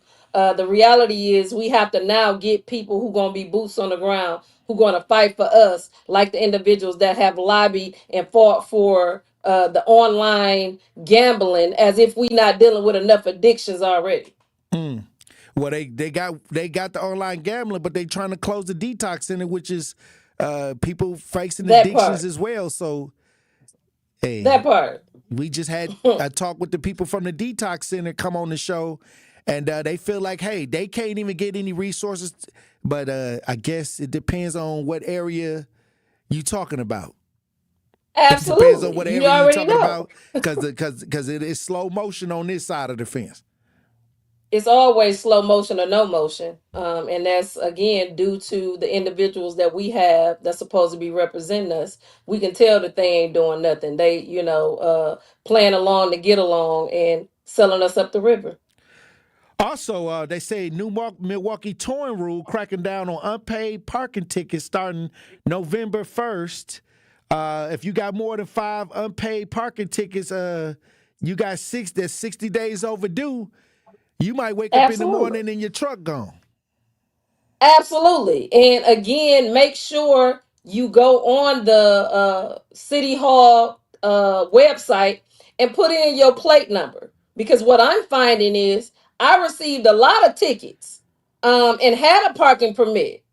So what happens is when they're trying to meet these quotas, they will, even though you have a permit, they'll still put a ticket on your car because they expecting them to pile up and then you not fight it, because 9 times out of 10 you really ain't thinking about it. But the reality is that a lot of people probably have tickets they don't even know about, because that's what I'm finding out about on my side.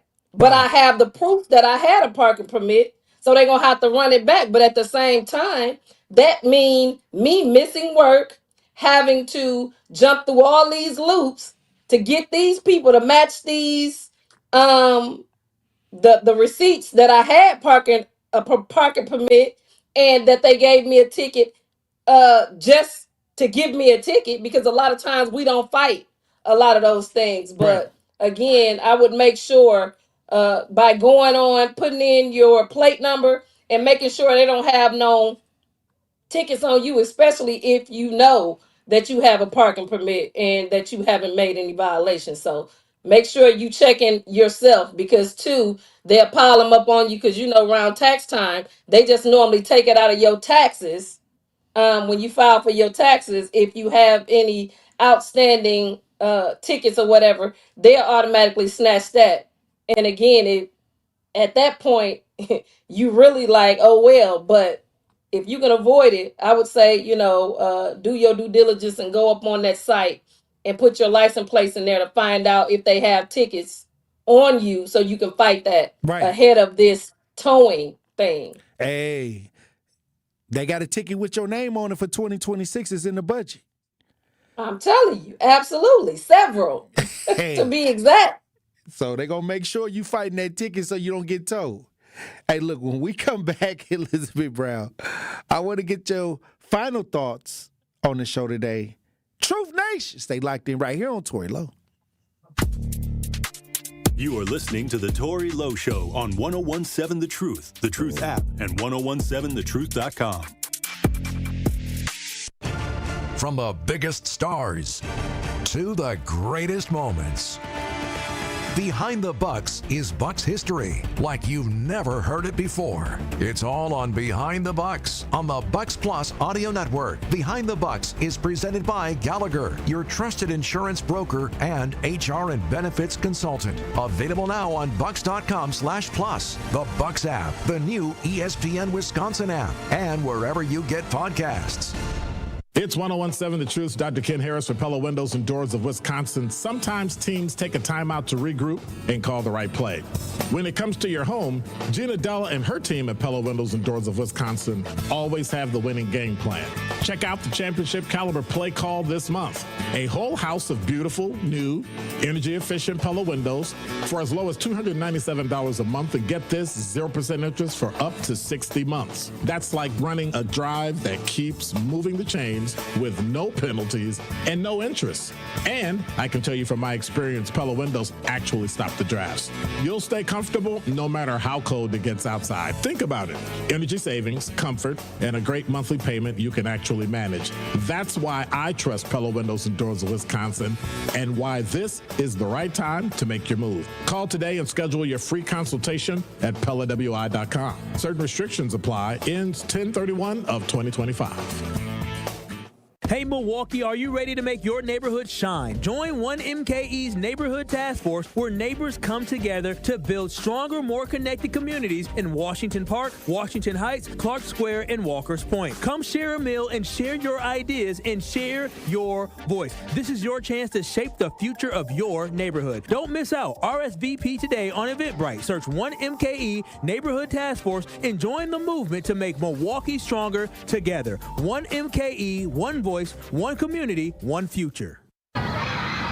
Our children deserve a real chance to make it in life, and a good education is a passport to opportunity. At City Ford Collective, we're working to make sure there's a great Milwaukee school for every Milwaukee family, because more good options lead to better outcomes. And who doesn't want that? Together, we can give every child the foundation they need to thrive, and a stronger future for kids means a stronger future for Milwaukee. To learn more about our mission, visit us at cityfordcollective.org. That's cityfordcollective.org. Don't let a trade-in get in the way of the phone you want. Now you can get $1,000 off any phone with no trade-in required, and we'll pay off your current contract when you switch. U.S. Cellular, built for us. Terms apply. Visit uscellular.com for details. Join Marketplace Wisconsin on December 10th and 11th, where contract-ready small businesses meet buyers, partners, and mentors. Register now at marketplacewisconsin.com. That's marketplacewisconsin.com. Wisconsin's own Gruber Law Offices. One call, that's all. This is the Tory Lowe Show on 101.7 The Truth app, and 101.7thetruth.com.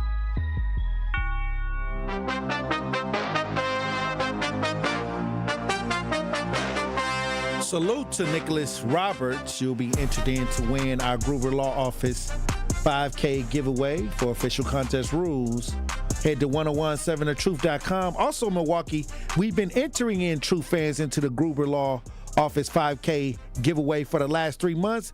And this Friday, we'll finally pick our one call, that's all 5K winner. Be sure to tune into The Truth in the Morning this Friday so you do not miss out on your call, because if you do, we have to go down to the next caller until we find our $5,000 winner. Again, that's the big Gruber 5K this Friday on The Truth in the Morning between 7 a.m. and 9 a.m. right here on the award-winning 101.7 The Truth, Milwaukee Black Talk. So this was the last winner to be entered in before the pool tomorrow. So he might got a chance.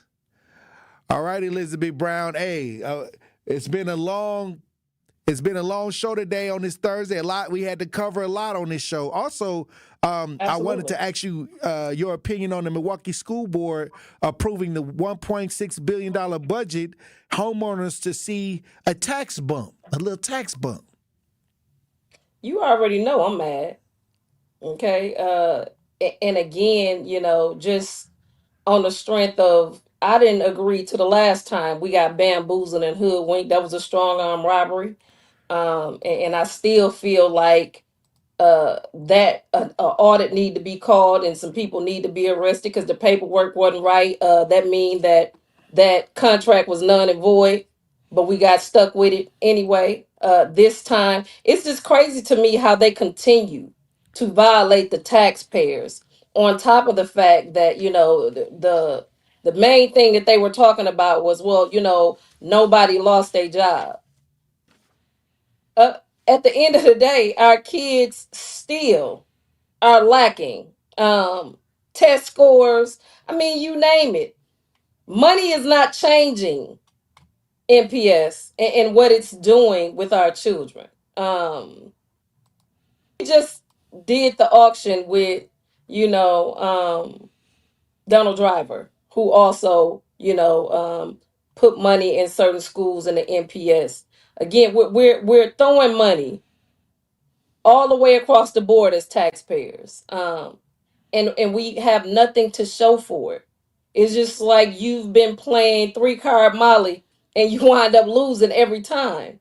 Except for we didn't sign up for it. So I'm angry because again, I don't know if this is a ploy from the school, from the city, to make those of us who are a small number of homeowners that are black in the city of Milwaukee, for our taxes to be so much that we can't afford it, and they're able to come in, and get us out of home ownership, because usually there's always a double-edged sword when they start playing these games. But again, we're to the max, and everything that they're doing, we seem to be getting nothing in exchange for us giving everything. So I'm not happy about it. Oh, wow. At all.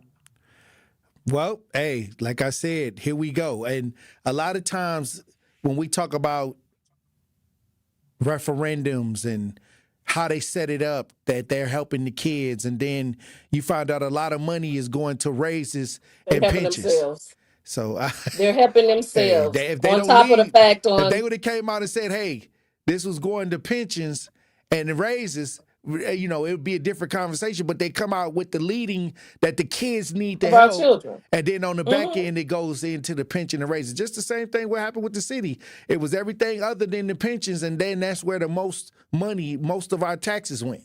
So, and like I said,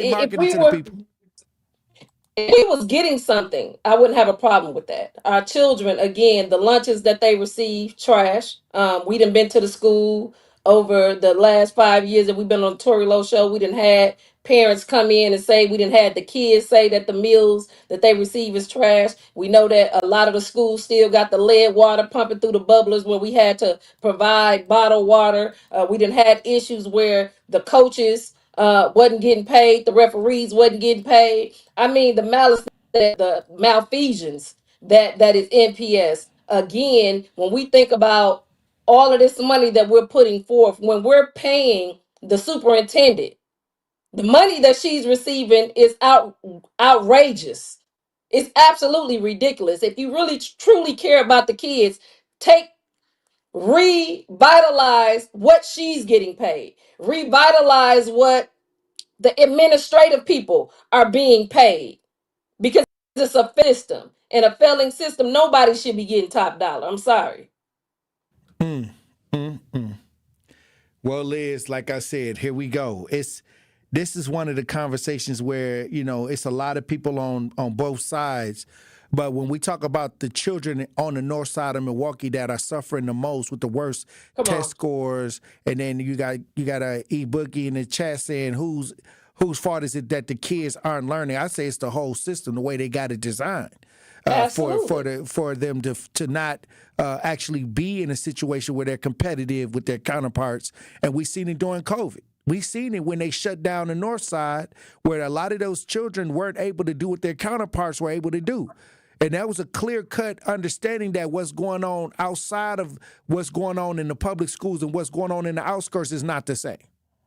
It's definitely not the same. And I will say again, just like you said, it's important. However, when you send your children to school, my daughter went to Vincent High School. She graduated from West Allenz because, again, Vincent, they didn't have books. They were Xeroxing copies, and I mean everything is minimal with MPS.